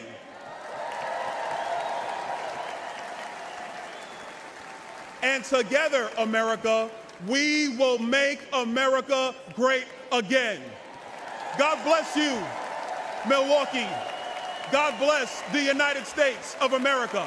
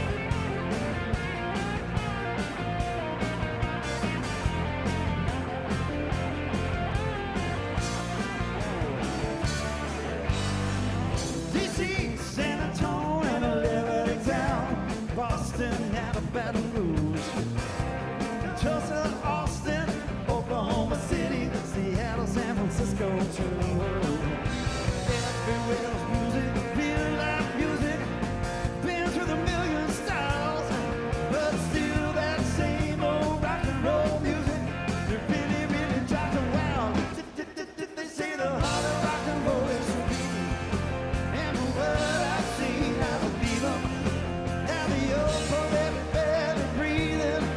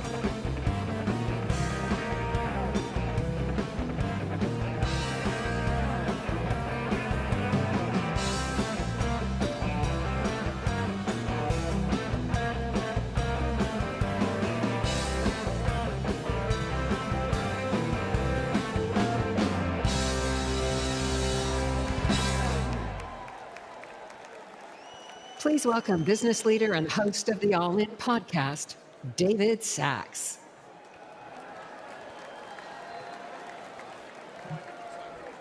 Good evening, America. Good evening, America. I'm David Sachs, a legal immigrant who worked hard to achieve the American dream. Now, thank you. Now I'm concerned those same opportunities won't be there for future generations. As I look out at this convention, I see a party that is strong and unified behind President Donald J. Trump and his pick for Vice President, Senator J.D. Vance. And what about the Democrats? They're in disarray after shielding President Biden from a vigorous primary and gaslighting the entire country about his fitness to serve. We still don't know which puppet Democrat Party bosses will install as their nominee, but we know what their agenda will be. 4 more years of chaos and failure, both at home and abroad. In my hometown of San Francisco, Democrat rule has turned the streets of our beautiful city into a cesspool of crime, homeless encampments, and open drug use. Democrats, led by border czar Kamala Harris, have allowed millions of illegal migrants to invade our country. They tasked Homeland Security not with stopping the illegal aliens, but with busing them all over our country. Democrats have recklessly spent trillions of dollars of wasteful and unnecessary government programs, setting off the worst inflation since Jimmy Carter. But worst of all, the Biden-Harris administration has taken a world that was at peace under President Trump, and they lit it on fire. First, President Biden botched the Afghanistan withdrawal, displaying incompetence and weakness for the whole world to see. Then, he provoked the Russians to invade Ukraine with talk of NATO expansion.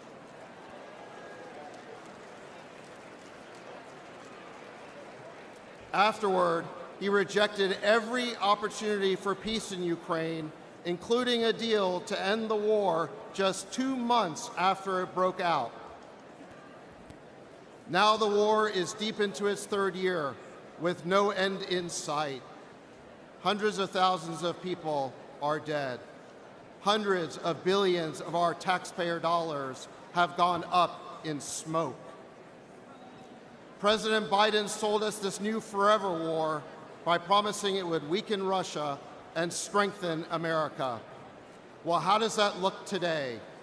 Russia's military is bigger than before, while our own stockpiles are dangerously depleted. Every day, there are new calls for escalation, and the world looks on in horror as Joe Biden's demented policy takes us to the brink of World War III. In the Middle East, America is now losing a war with the Houthis. And the administration's policy towards Gaza has been so incoherent that the only thing that pro-Israel and pro-Palestine protesters agree on is the chant, F Joe Biden.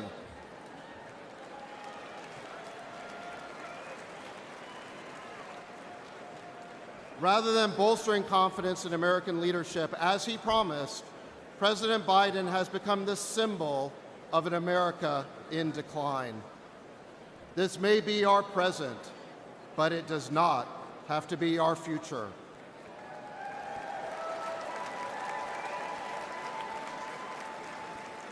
We can replace the Biden-Harris cabal with a president who is strong and smart rather than sleepy and senile.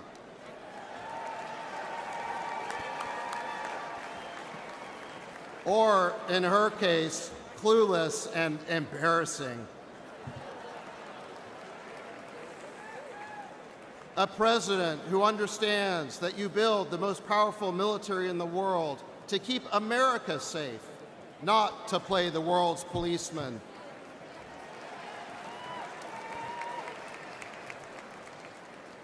A president who is willing to talk to adversaries as well as friends, because that is the only way to make peace.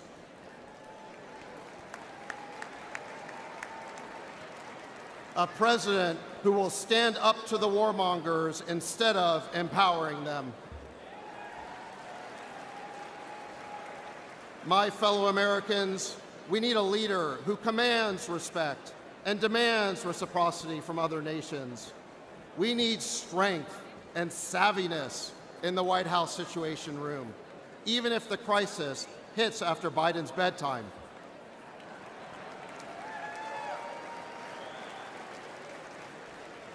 We need a president who can be president and lead, not a puppet controlled by his or her staff.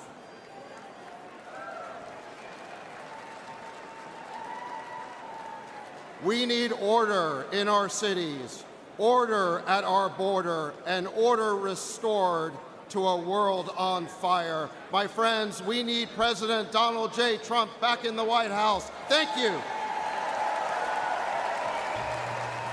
Please welcome women's advocate, Vanessa Fora.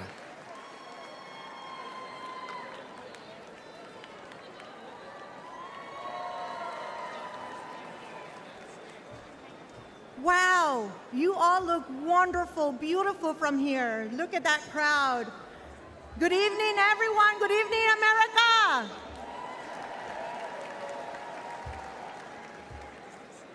My name is Vanessa Fora. I was born in Peru, and my family migrated legally to the United States when I was 9 years old.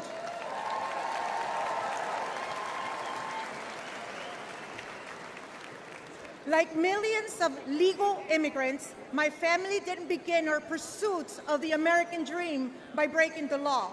We respected America, and we wanted to earn our citizenship.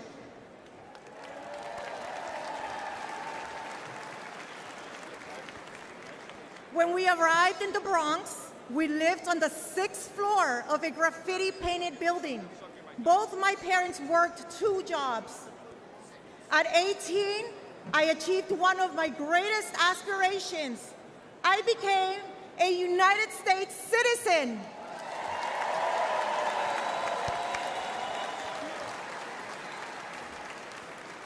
I asked my father which party I should join. He said that we're Hispanics, we vote Democrat. But the more I learned, the more I saw that the Democratic Party didn't represent my values. Republicans did.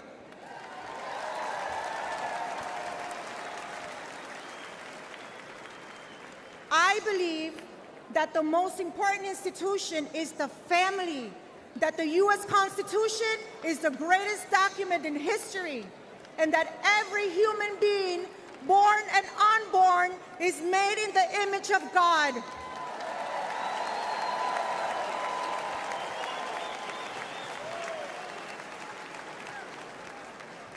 Today, I'm proud to be part of an organization that protects the freedoms and opportunities of women across America. I've had the honor of meeting thousands of moms. Since Biden took office, I've heard one message from mothers from all backgrounds. The cost of living is making it harder to meet basic needs. Moms are reaching down the bottom shelf to just save 35 cents. Grandmothers who should be enjoying their golden years are working again to barely make ends meet. Under the Biden-Harris agenda, we're no longer living, we're surviving. It feels more and more like I'm back in Latin America.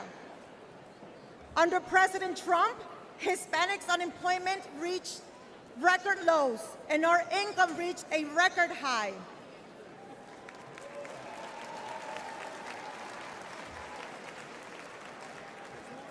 to my fellow Hispanic Americans, and to all Americans.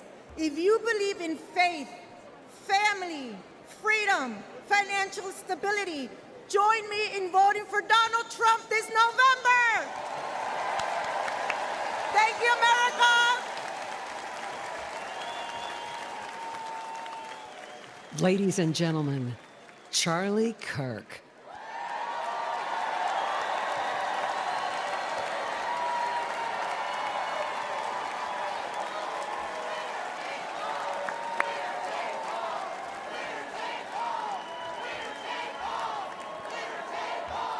Thank you, everybody. Thank you. Good evening. I'm Charlie Kirk, founder of Turning Point USA and Turning Point Action. Together, the largest conservative grassroots organizations in the country. Thanks to our work, I talk to a lot of young people on campuses, at our events, on my radio show, podcast, and social media. Said differently, I visit college campuses so you don't have to. I hear a lot from young people about their hopes, their dreams, and their fears.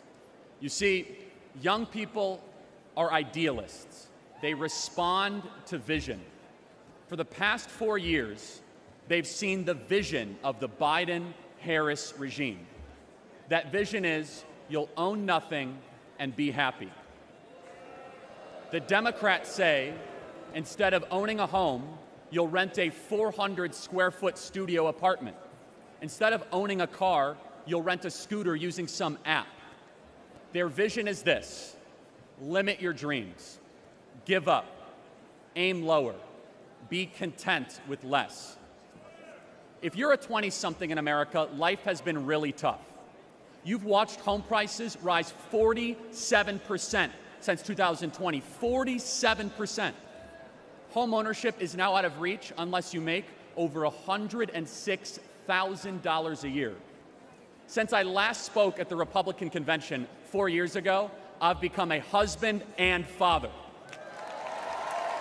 In fact, we have 2 under 2. I think I get extra points for that. For millions of people my age, that is a dream that feels farther away than ever under the Biden-Harris administration. According to current projections, 1/3 of today's young Americans will never get married. The average American is having fewer children than ever before. Why? It's because for far too many, they simply can't afford them. The basic things our parents enjoyed are increasingly out of reach for Gen Z and millennials. You see, the American dream has become a luxury item for the wealthy elite. Happy countries have children. Broken countries have addiction, depression, and suffering. Democrats have given hundreds of billions of dollars to illegals and foreign nations, while Gen Z has to pinch pennies just so that they can never own a home, never marry, and work until they die, childless. Under Biden, our young people own nothing and they are miserable. Donald Trump refuses to accept this fake, pathetic, mutilated version of the American dream. When he was president, young people were richer than ever before, and he will do it again. Donald Trump is on a rescue mission to revive your birthright, one your grandparents and those before them gave everything to hand down to you. And listen carefully, everybody. This is why young men are the most conservative that they have been in 50 years.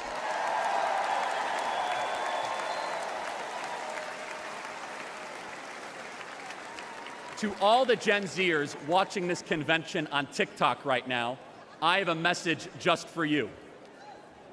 You don't have to stay poor. You don't have to accept being worse off than your parents. You don't have to feel aimless and unhappy. You don't have to support leaders who lied to you and took advantage of you for your vote. America's future is a series of choices. Our current state of slow motion national decline is a choice. This November, we're going to choose success. We're going to choose to put the future of Americans first. We are going to choose to no longer be spectators this election. We together are going to do the work to save America. We are going to choose to work harder than ever before, to chase ballots, to vote early, to register new voters, and all of us together working harder than ever, we will fire the Biden-Harris regime and put Donald Trump back in the White House where he belongs. God bless you guys. Thank you so much.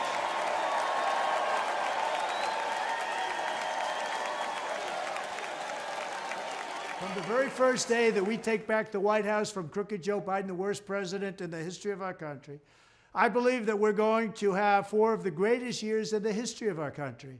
I will once and for all secure our elections. We're going to go to paper ballots.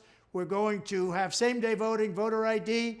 We're going to do it properly. We're going to have good, secure, beautiful elections. We never want what happened in 2020 to happen again. But until then, Republicans must win.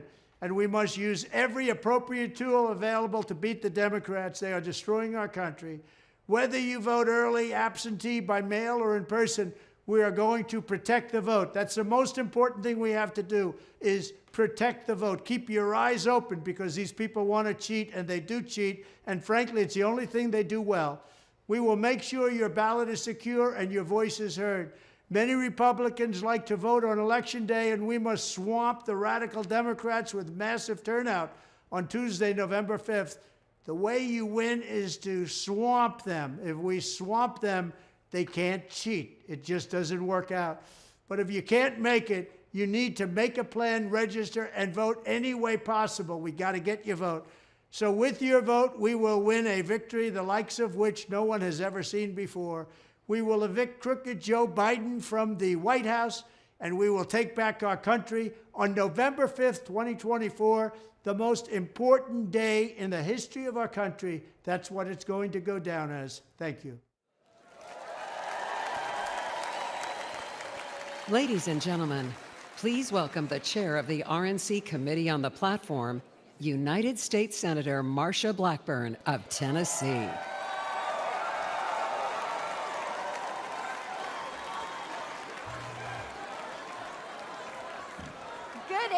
And what a great evening it is. I am Marsha Blackburn from the great state of Tennessee. And yes, last week I did have the honor of chairing the Republican Platform Committee. We produced a different kind of platform, one that is dedicated to the forgotten men and women of America. People like Brad Bordeaux, a small businessman from White Bluff, Tennessee. Brad leads Bordeaux Metals. By the end of the Obama-Biden administration, high taxes, massive government spending, and over-regulation almost put him out of business. But things changed when we elected Donald Trump. Thanks to President Trump's tax and regulation cuts, Brad and those that worked for him prospered. He hired new workers, expanded the business. Life was good and getting better. But Bidenomics was a 4-letter word for Bordeaux Metals. Joe Biden, Kamala Harris, their high inflation, high interest, high taxes, and Green New scam are destroying small businesses. Biden and Harris outsourced our energy supply, driving electricity prices up over 29%. The day Joe and Kamala walked into office, gas was $2.40 a gallon. Today, it is $3.54. Our platform says we will make America energy dominant. You know, And let me hear you now. You know who will make that happen? Donald Trump. Joe Biden and Kamala Harris also think that small business owners are wealthy and they should pay their fair share.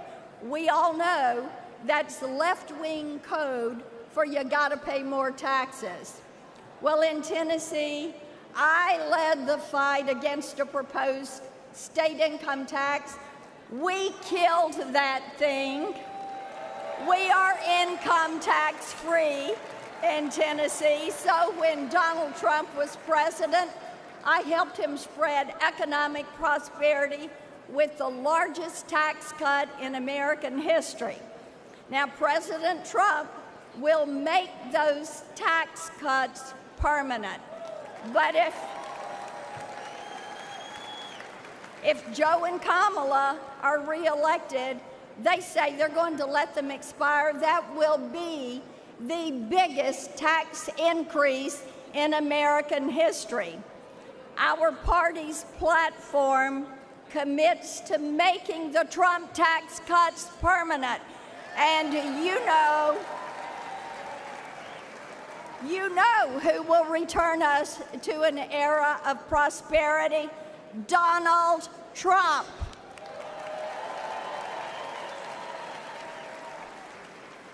Now, Joe and Kamala, bless their hearts, they couldn't help themselves. They hired 85,000 new IRS agents to harass hard-working Americans. IRS penalties have surged 300%. And they're not on big corporations. They're on gig workers, freelancers, small business owners, and the self-employed. Let me ask you a question. Who is going to look at those 85,000 IRS agents and say, "You're fired"?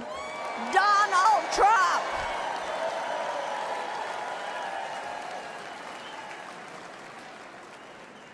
Under Biden and Harris, people are also crushed by more regulations than at any time since Jimmy Carter. Their regulations aren't just burdensome. Often, they include racist DEI requirements. Many small businesses are going bankrupt. Some are throwing up their hands in disgust. Our party's platform pledges 7 times to cut regulations that are killing jobs and costing you thousands of dollars. Now, you know who will slash that red tape and return this country to economic greatness? Donald Trump. The harmful Biden-Harris policies are why so many small business owners, like Shayna Gray, she is a black female owner of Gray Jet Cafe right here in Milwaukee. She voted for Biden in 2020, and in 24, she is voting for President Donald Trump. Our platform is a promise to people like Shayna, people like Brad, and President Trump will keep his promises just like he did the first time. So I've got one more question for you. Who should be the next President of the United States? Donald Trump. God bless you, protect you, and God bless and protect the United States. Thank you.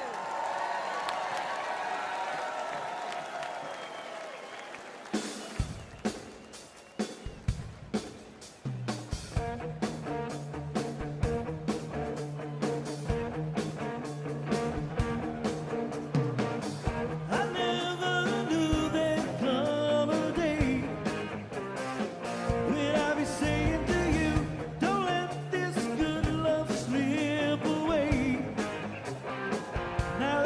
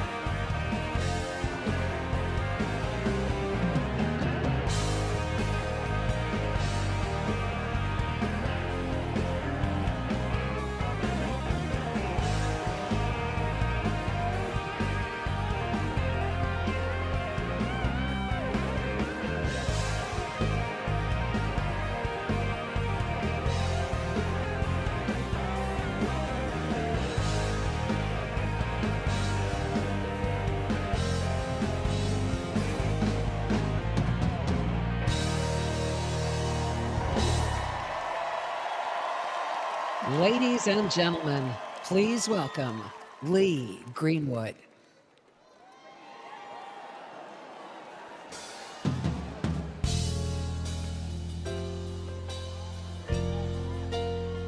Hello, RNC. Is there any doubt who's going to be the next president of the United States? Prayer works. This nation based on faith. Prayer works. Because he was sure, as Donald Trump turned his head just slightly, that the bullet missed him just enough to save his life to be the next president of the United States.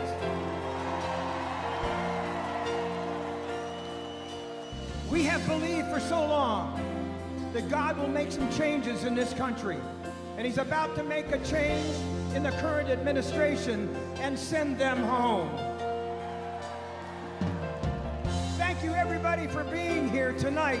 Tonight, we make the decision on what's right for America. More prosperity, less gas prices, less food prices, help for our veterans, and God bless our military wherever they are in these United States and abroad. There would be no wars. Ladies there wasn't and any when gentlemen, President Trump please was president. welcome the next president of the United States, Donald J. Trump.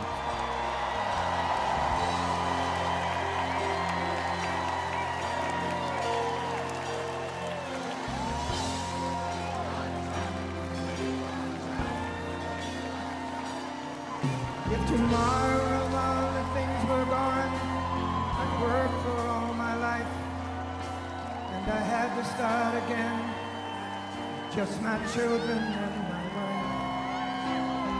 Thank my lucky stars to be living here today, 'cause the flag still stands for freedom, and they can't take that away.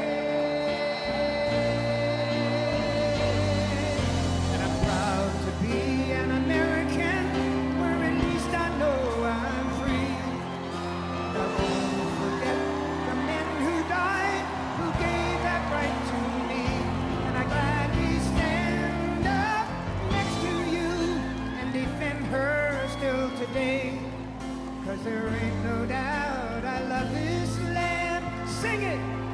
God bless the USA.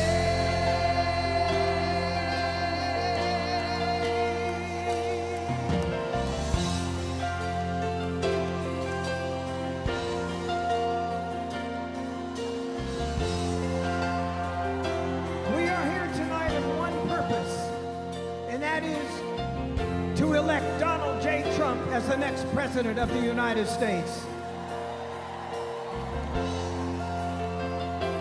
He is here tonight to show his courage, his defiance against somebody who tried to kill him. You will not take this man down.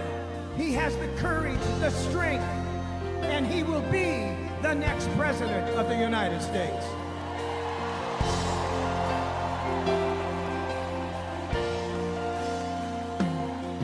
From the lakes of Minnesota to the hills of Tennessee, across the plains of Texas, from sea to shining sea. Ladies and gentlemen, the 45th President of the United States and soon to be the 47th President of the United States, please welcome Donald J. Trump.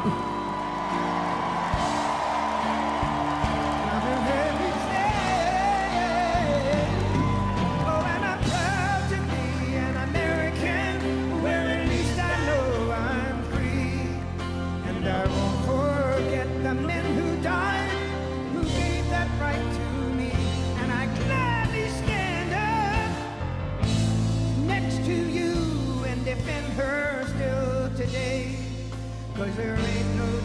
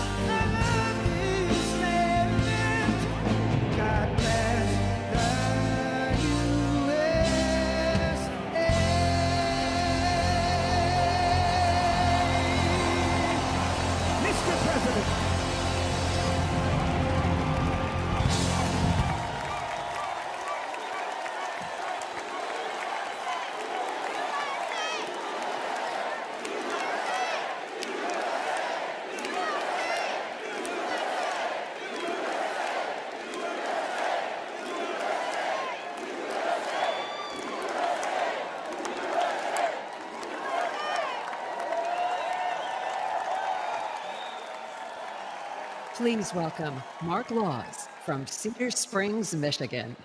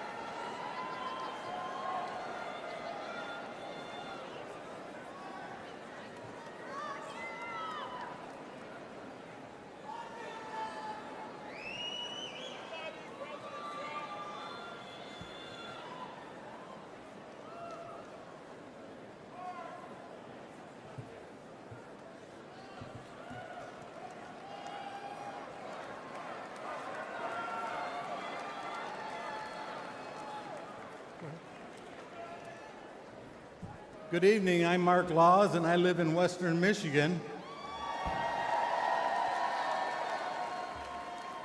I'm not a senator or a governor or some other politician, but I'm just a regular guy.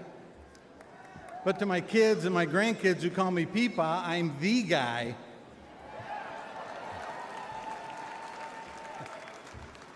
I live on a fixed income, so I'm not one of the people that watch their portfolios. No, in the big boy Joe economy, I just worry about getting through the day. But I'm fortunate because I don't have a mortgage. If I did, I'm really not sure how I'd make it. The big boy Joe inflation has turned our dollars into nickels. And in Michigan, we got 180,000 plus people that are in tax lien foreclosure right now. So even though I don't have a mortgage, I still got to pay the government to rent my house. And if I don't, they take it away. When I'm asked how I'm doing, I answer honestly, I say, I'm doing okay. But don't you remember under President Trump, we didn't have to settle for just okay. We were doing great.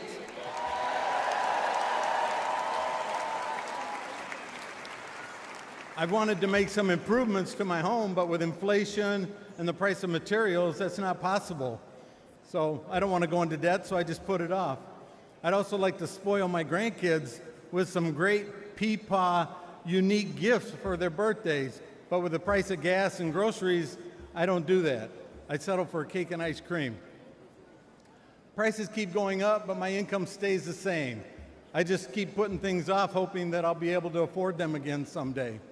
It's got me thinking, I've been hoping for better days, but life is happening right now, and we can't waste any more time on the big boy Joe terrible economic policies. We need to bring Donald Trump back right now.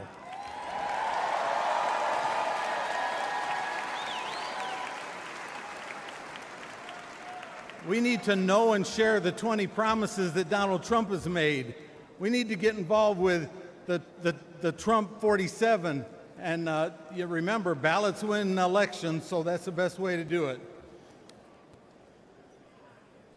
I know a lot of folks just kind of tune the politics out, but we really can't afford to anymore because we're not living in the same country that we grew up in.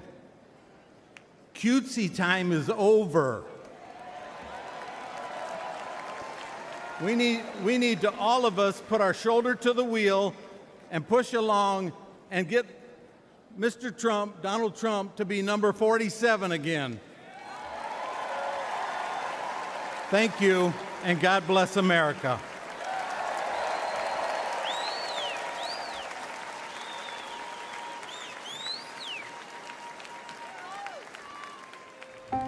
Bidenomics doesn't just have seniors worried. It has them scared to death. Biden's inflation has retirees at risk of running out of money. The cost of groceries is forcing many seniors to choose between food and their prescriptions. Their Social Security isn't keeping up with inflation.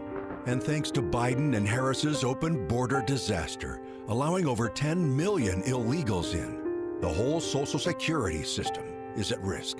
And now, many seniors are also struggling to afford their housing. It's no wonder one advocacy group calls this Biden's war on seniors. President Trump has seniors' backs. He got seniors' Medicare Advantage premiums cut 34%. And he'll fix Biden's broken economy and get inflation down, just like he did before. And President Trump has made it crystal clear he will always protect seniors' Social Security and Medicare and oppose any cuts in their benefits. President Trump, he'll make America affordable again.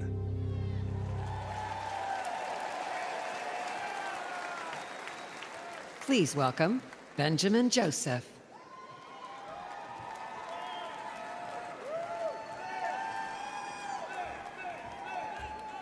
Hello, Michigan.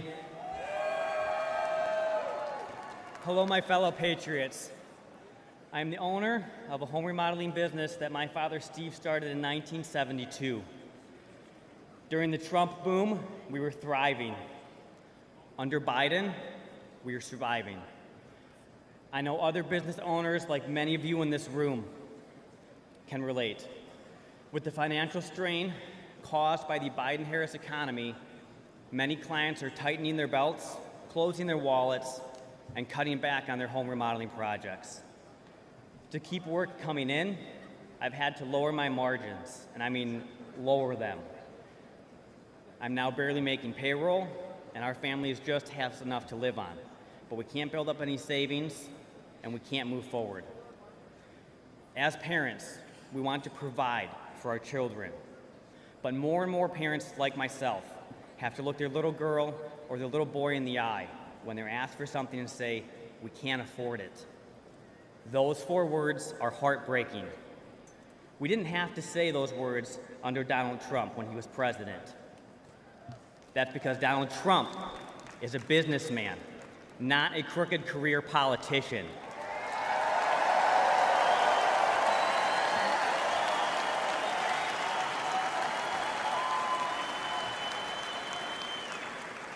President Trump understands what business owners need to succeed because he is a business owner himself and has succeeded.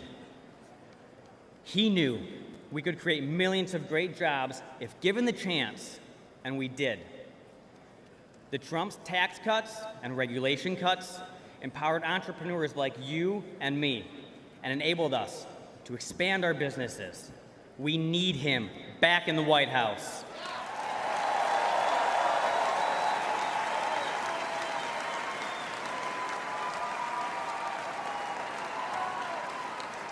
As a representative of Michigan at this convention, I want to give a special Michigander thank you to President Trump for being our champion.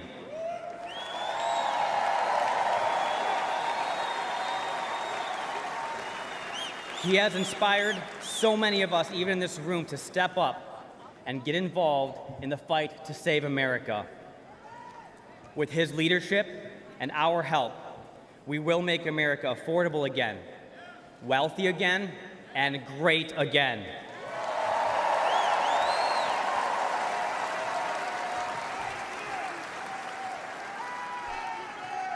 May God bless each and every one of you. May God bless and continue to protect President Trump and his family.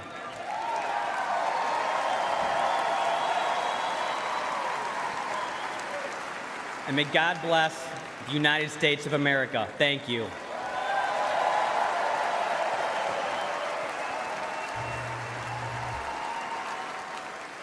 Please welcome Amber Rose from South Philadelphia.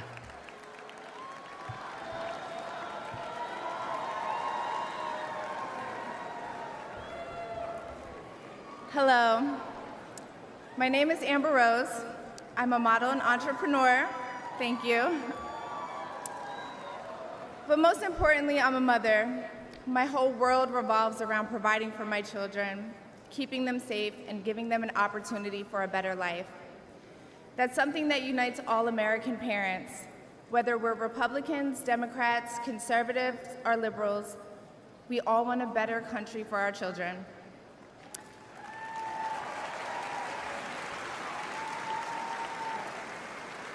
But I'm here tonight to tell you, no matter your political background, that the best chance we have to give our babies a better life is to elect Donald Trump President of the United States.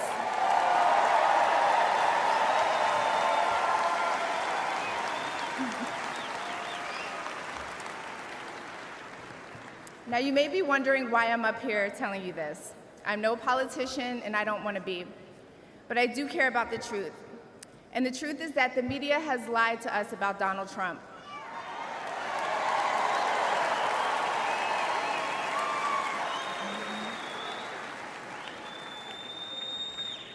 I know this because for a long time I believed those lies, so I'm here to set the record straight.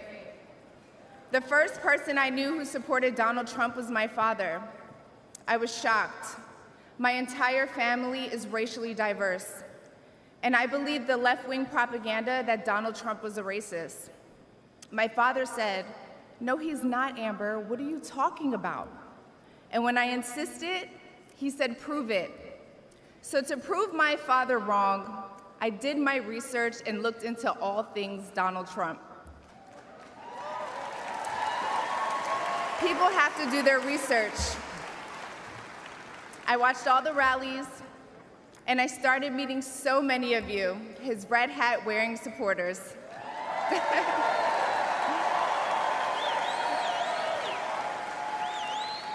I realized Donald Trump and his supporters don't care if you're black, white, gay, or straight. It's all love.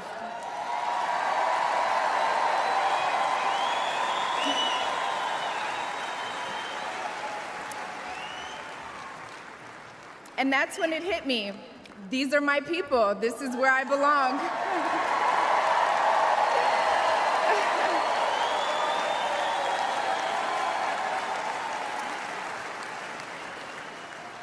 So I let go of my fear of judgment, of being misunderstood, of getting attacked by the left, and I put the red hat on too.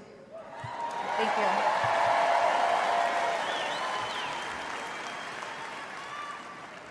Love you too. I never felt more free and more love for my country than I do now. I want to thank my father, who's in the audience tonight, for opening my eyes. He served over 20 years in the U.S. military. Thank you for your service, Dad. Where's he at? I love you, Dad. I love you. I love you so much. Thank you. When I met the president and Melania for the first time, he was kind and generous and funny as hell. Very funny. The First Lady was gracious and smart with a smile that will brighten up any room. If you're watching this tonight, you know our country is in trouble. Just like me. When you go to the store and buy food for your family, you're shocked. When you fill up your gas tank, you're pissed. I know I am.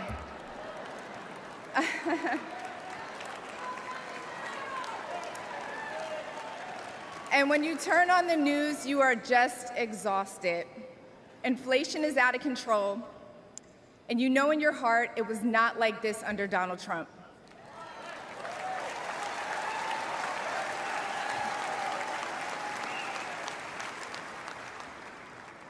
My message to you tonight comes from a humble place. The left told me to hate Trump, and even worse, to hate the other side, the people who support him. When you cut through the lies, you realize the truth. American families were better when Donald Trump was president.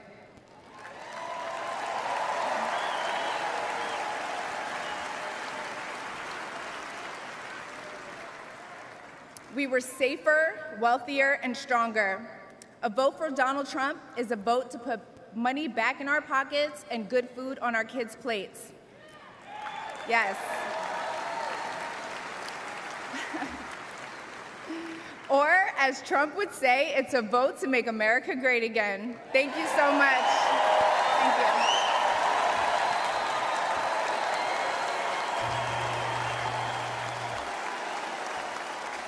Please welcome Latino American Linda Fornos.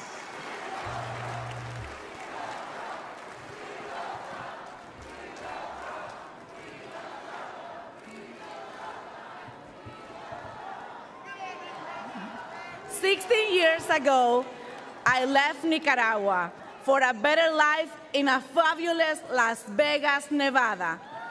Woo! America welcomed me, and I embraced the values of hard work, learning the language, and respecting the laws. It's the American thing to do. In 2022, my 3 boys and I faced a devastating house fire. We lost everything. And starting over in Joe Biden's economy was almost impossible. The Biden economy is driving prices through the roof. Rent, gas, groceries, everything. As a life insurance worker, I see the struggle of people trying to save for their future while barely managing their basic needs. I'm living that same struggle every day. Life is too hard right now. One of my sons works 3 jobs, and the other holds down 2. That makes 6 jobs for 3 people just to survive in Biden's economy. Our open borders are making this problem worse. It's upsetting to see millions of dollars being sent to help immigrants who came here illegally, while hardworking families who did it the right way are left struggling.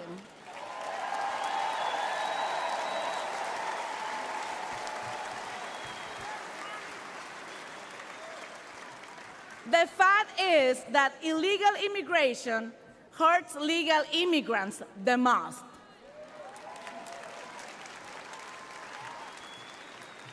The Biden system is backwards and broken. In Biden's America, opportunities to get ahead are dwindling, and our education system is failing our children. What happened to teaching reading, writing, and math?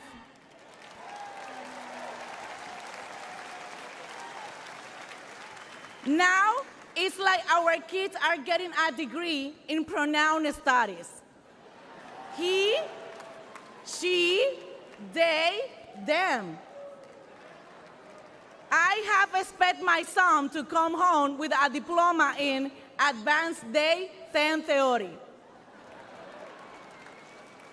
Life was completely different under President Trump. We prosper.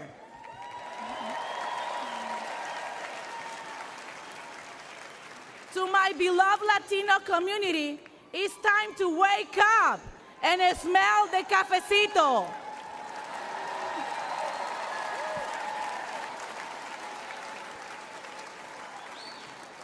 In 2020, I made a mistake that is hard to admit, especially in this room.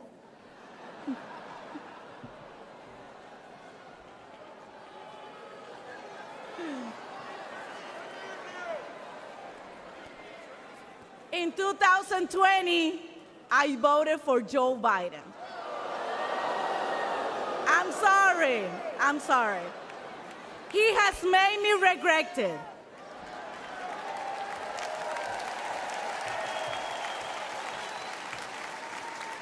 This November, my vote won't be taken for granted.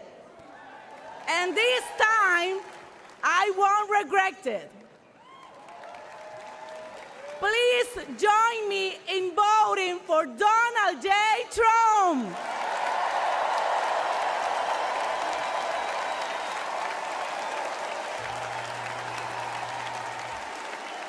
Please welcome the president of the International Brotherhood of Teamsters, Sean O'Brien.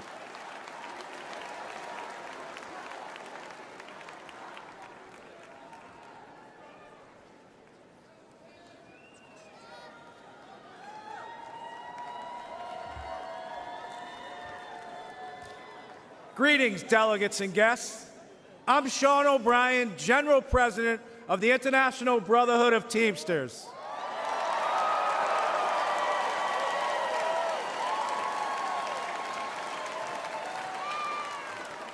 I'd like to give my peeps from the greatest state in the nation, Massachusetts, some props. What's up? First, I want to thank the hardworking Teamsters and union members here in Milwaukee who play vital roles in the building and operations of this convention.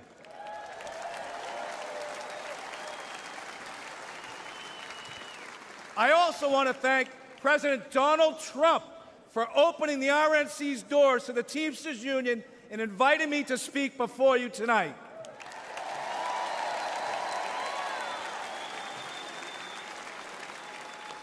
I travel all across this country and meet with my members every week. You know what I see? An American worker being taken for granted.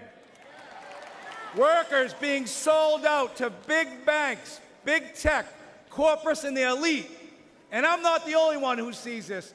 Everyday families see it.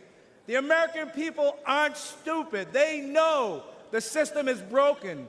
We all know how Washington is run. Working people have no chance of winning this fight. That's why I'm here today. Because I refuse to keep doing the same things my predecessors did.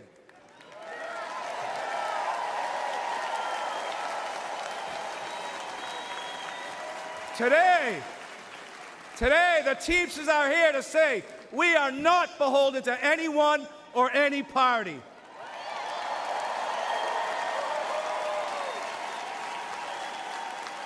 We will create an agenda and work with a bipartisan coalition ready to accomplish something real for the American worker.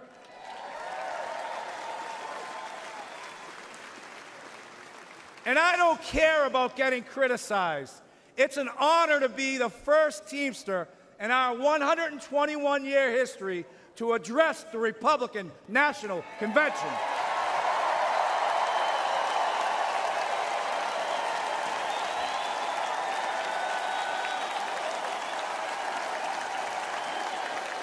Several months ago, I asked the RNC and the DNC for the opportunity to speak. To be frank, when President Trump invited me to speak at this convention, there was political unrest on the left and on the right. Hard to believe.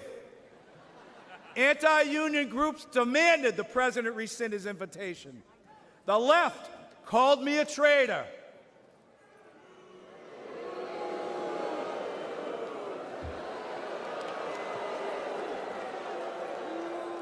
And this is precisely why it's so important for me to be here today.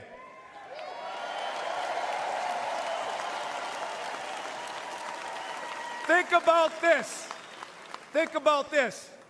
The Teamsters are doing something correct if the extremes in both parties think I shouldn't be on this stage.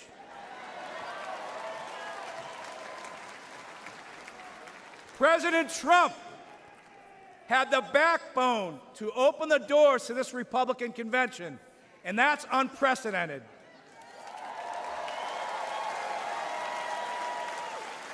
No other nominee in the race would have invited the Teamsters into this arena. Now, you can have whatever opinion you want, but one thing is clear. President Trump is a candidate who is not afraid of hearing from new, loud, and often critical voices. And I think we all can agree, whether people like him or they don't like him, in light of what happened to him on Saturday, he has proven to be one tough SOB.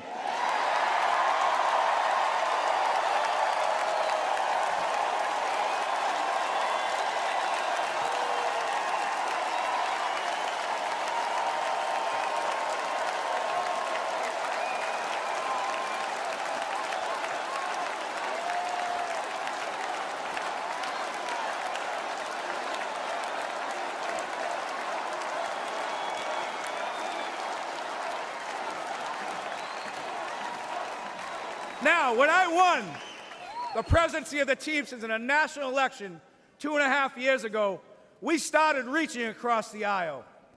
In the past, the Teamsters have endorsed GOP candidates, including Nixon, Reagan, and George H.W. Bush. But over the last 40 years, the Republican Party has really pursued strong relationships with organized labor. There are some in the party who stand in active opposition to labor unions. This too must change. And I want to be clear.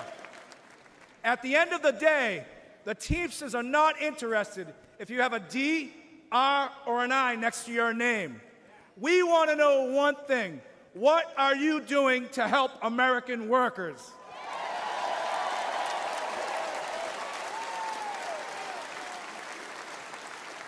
As a negotiator, I know that no window or door should ever be permanently shut.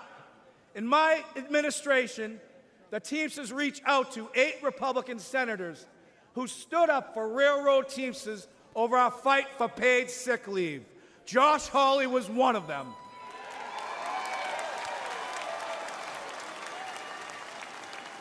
We started talking. Senator Hawley changed his position on national right to work. Then we started walking. Senator Hawley walked a Teamsters picket line in St. Louis and a UAW picket line in Wentzville, Missouri. More than that, I want to recognize Senator Hawley for his direct, relentless, and pointed questioning of corporate talking heads, lawyers, CEOs, and apologists. He has shown he is not willing to accept their pillaging of working people's pocketbooks.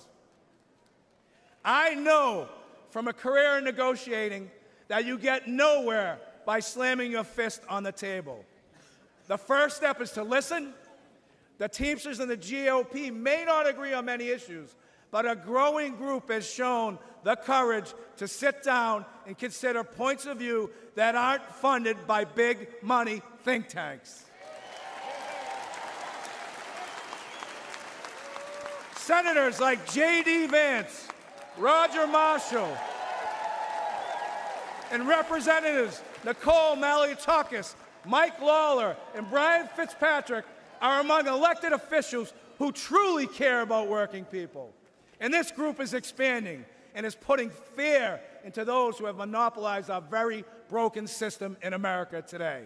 There are far too many people on both sides of the aisle still caught up in knee-jerk reactions to unions, who subscribe to the same tired claptrap that unions destroy American companies.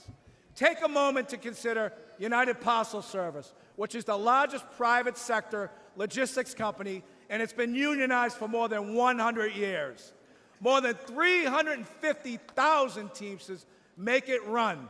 We work for good middle-class wages, quality health care, and secure pensions. There are work rules that ensure fairness and due process for both sides. UPS is the most efficient package delivery company in the world.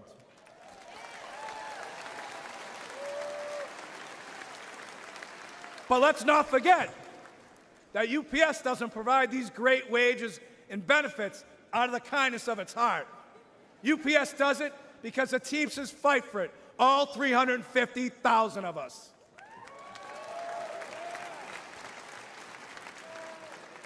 You know, corporatists hate when working people join together to form unions. But for a century, major employers have waged a war against labor by forming corporate unions of their own. We need to call the Chamber of Commerce and the business roundtables what they are. They are unions for big business. And here's another fact. Against gigantic multinational corporation, an individual worker has zero power. It's only when Americans band together in democratic unions that we win real improvements on wages, benefits, and working conditions. Companies like Amazon are bigger than most national economies. Amazon is valued over $2 trillion. That makes it the 14th largest economy in the world. What is sickening is that Amazon has abandoned any national allegiance. Amazon's sole focus is on lining its own pockets. Remember, elites have no party, elites have no nation. Their loyalty is to the balance sheet and to the stock price at the expense of the American worker.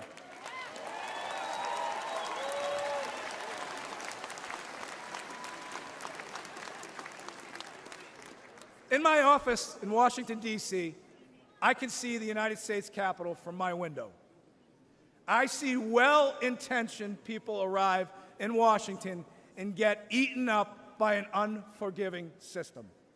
The responsibility to average Americans takes a back seat. The objective now becomes survival.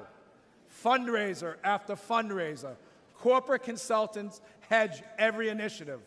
The Hill crawls with lifers, bouncing from government jobs to corporate jobs and back again. I think we can all agree D.C. is a pretty treacherous area. Most legislation is never meant to go anywhere, and it's all talk. And in America, talk isn't cheap. It's very expensive, and it comes at the cost of our own country.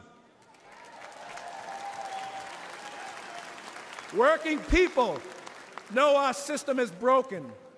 The elites are not laboring on behalf of workers. There is a political caste system that prevents citizens from accessing their representatives to hold them accountable. For a moment in time, working people in America were seen as essential. Sadly, it took a global pandemic for political and corporate elites to notice this fact. But ask yourself this question. Since the end of the pandemic, when was the last time you heard major news outlets regularly refer to workers as essential? You haven't. The men and women who provide goods and services, deliver packages, stock grocery shelves, care for patients, pick up your trash, and keep our communities safe are taken for granted. All the while, the stock market booms, housing prices hit record highs, and corporate salaries skyrocket. But the income of everyday Americans are shrinking in the face of inflation. At the gas pumps, at the grocery store, with the electrical bill, and with the car insurance. This has got to change.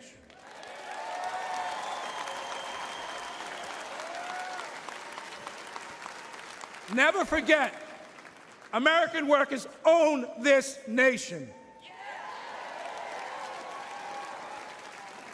We are not renters. We are not tenants. But the corporate elite treat us like squatters, and that is a crime. We've got to fix it.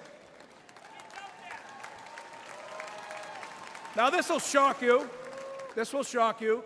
To paraphrase Senator Mark Wayne Mullen, it's time for both sides of Congress to stand their butts up.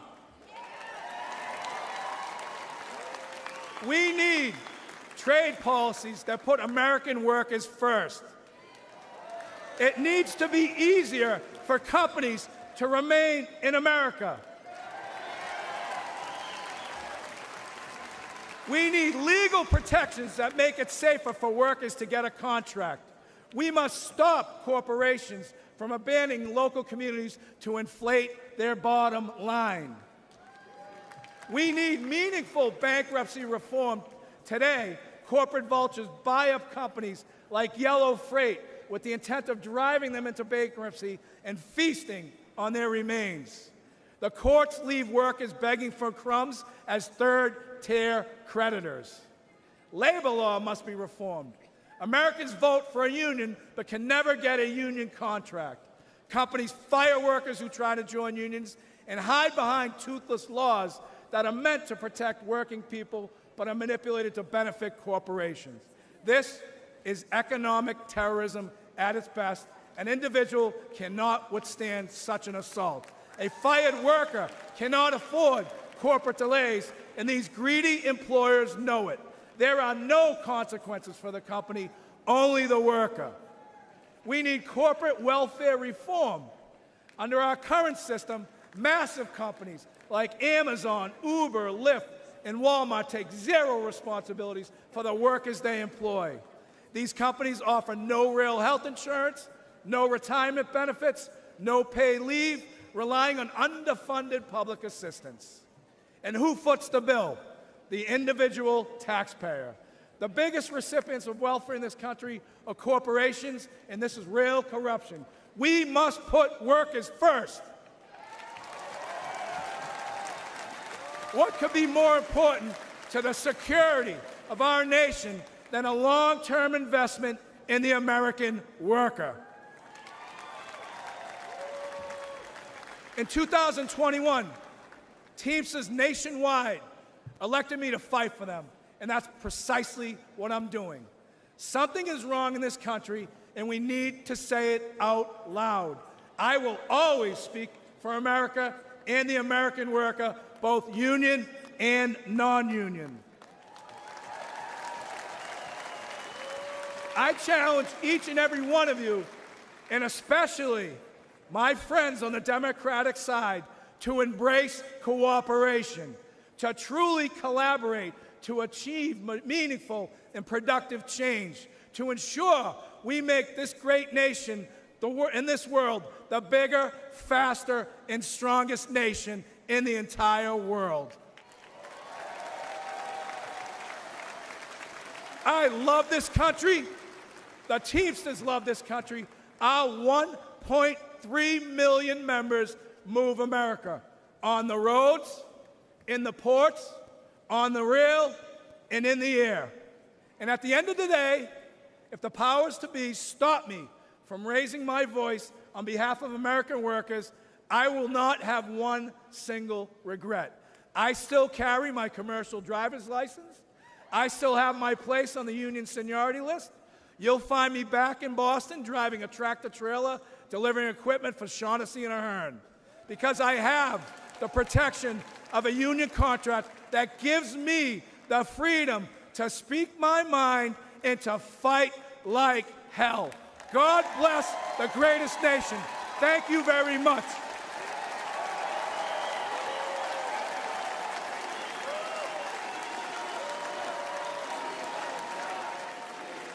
Ladies and gentlemen, please welcome back RNC Chairman Michael Whatley.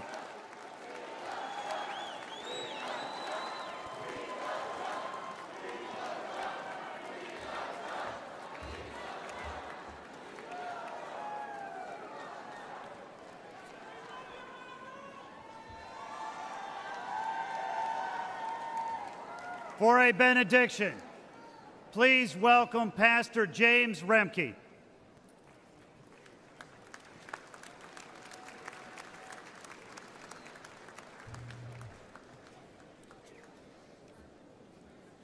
It's a great pleasure to be here. Great pleasure to see President Donald Trump safe.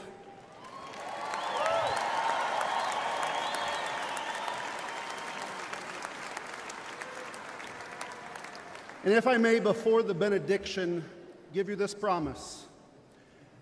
You're going to be so blessed. You're going to be tired of being blessed. I guarantee it.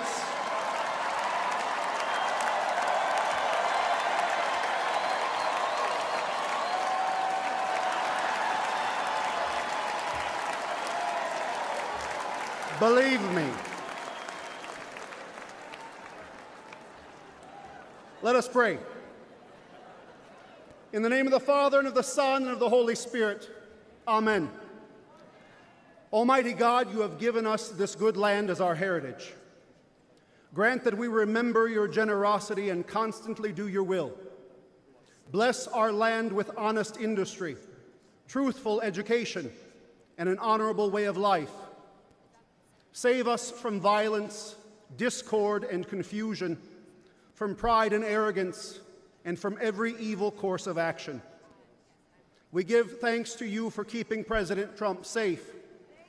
We pray for the families of those affected by the demonic violence at the rally on Saturday. And we pray you would send your holy angels to guard and keep President Trump from all harm and danger. Grant that we who came from many nations with many different languages may become a united people. Support us in defending our liberties, and give those to whom we have entrusted the authority of government the spirit and wisdom that there may be justice and peace in our land. When times are prosperous, may our hearts be thankful, and in troubled times, do not let our trust in you fail. Through Jesus Christ our Lord. Amen.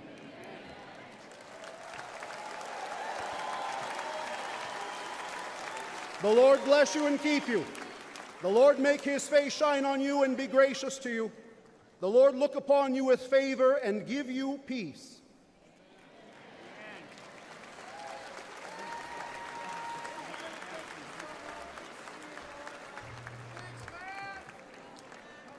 For a benediction, please welcome from California National Committee woman Harmeet Dillon.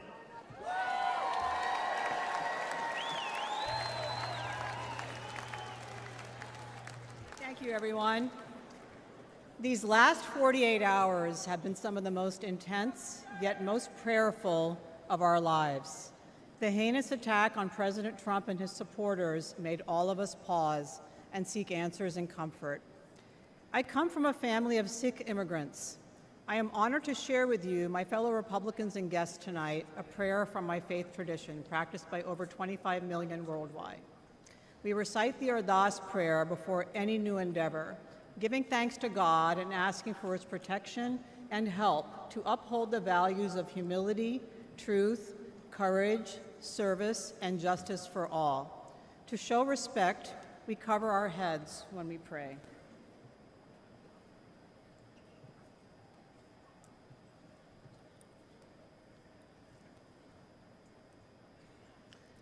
तू ठाकर तुम पे अरदास जियो पिंड सब तेरी रास तुम मात पिता हम बारक तेरे तुमरी कृपा मैं सुख कनेरे कोई न जाने तुमरा अंत ऊंचे ते ऊंचा भगवंत सगल समगरी तुमरे सूत्रधारी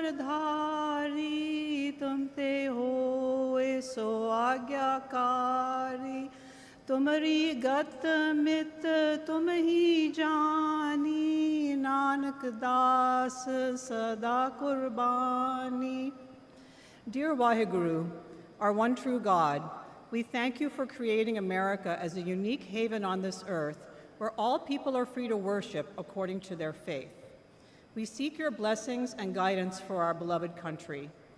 Please bless our people with wisdom as they vote in the upcoming election, and please bless with humility, honesty, skill, and integrity all those who conduct the election. Finally, we thank you for the Chardi Kala spirit that we have witnessed in President Trump.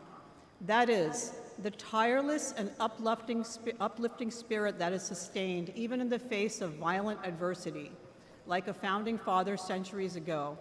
And we thank you, dear God, for protecting his life. We thank you for his examples of nirbha, fearlessness, and nirvair, the absence of hate when faced with vitriol. These examples of extraordinary calm inspire us. Nanak Naam Chardi Kala Tere Bane Sarbata Pala. May your name forever be exalted, spreading happiness and blessings and good spirit, that everyone may prosper and enjoy the grace of your peace. Thank you.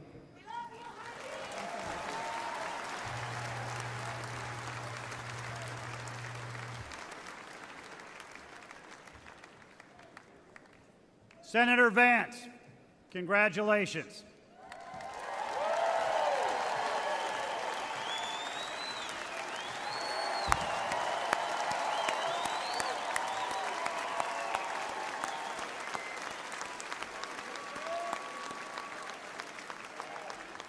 President Trump, we are honored to have you here tonight, and on behalf of the entire Republican Party all across America, we are grateful for you to be our nominee for the 47th President of the United States of America.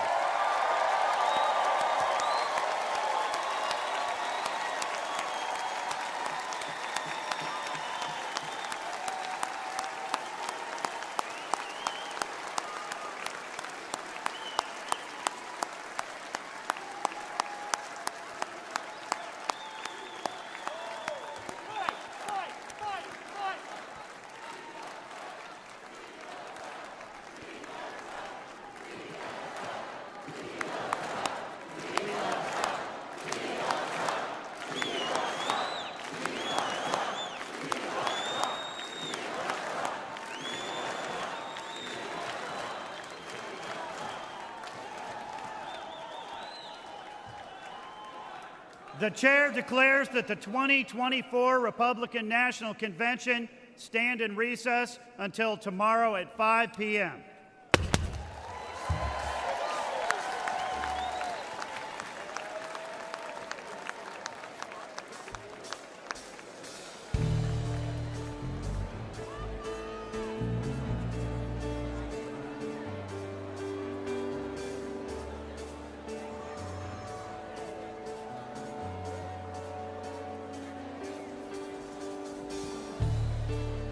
Just a small town girl living in a lonely world. Took the midnight train going anywhere. Just a city boy, born and raised in South Detroit. He took the midnight train going anywhere.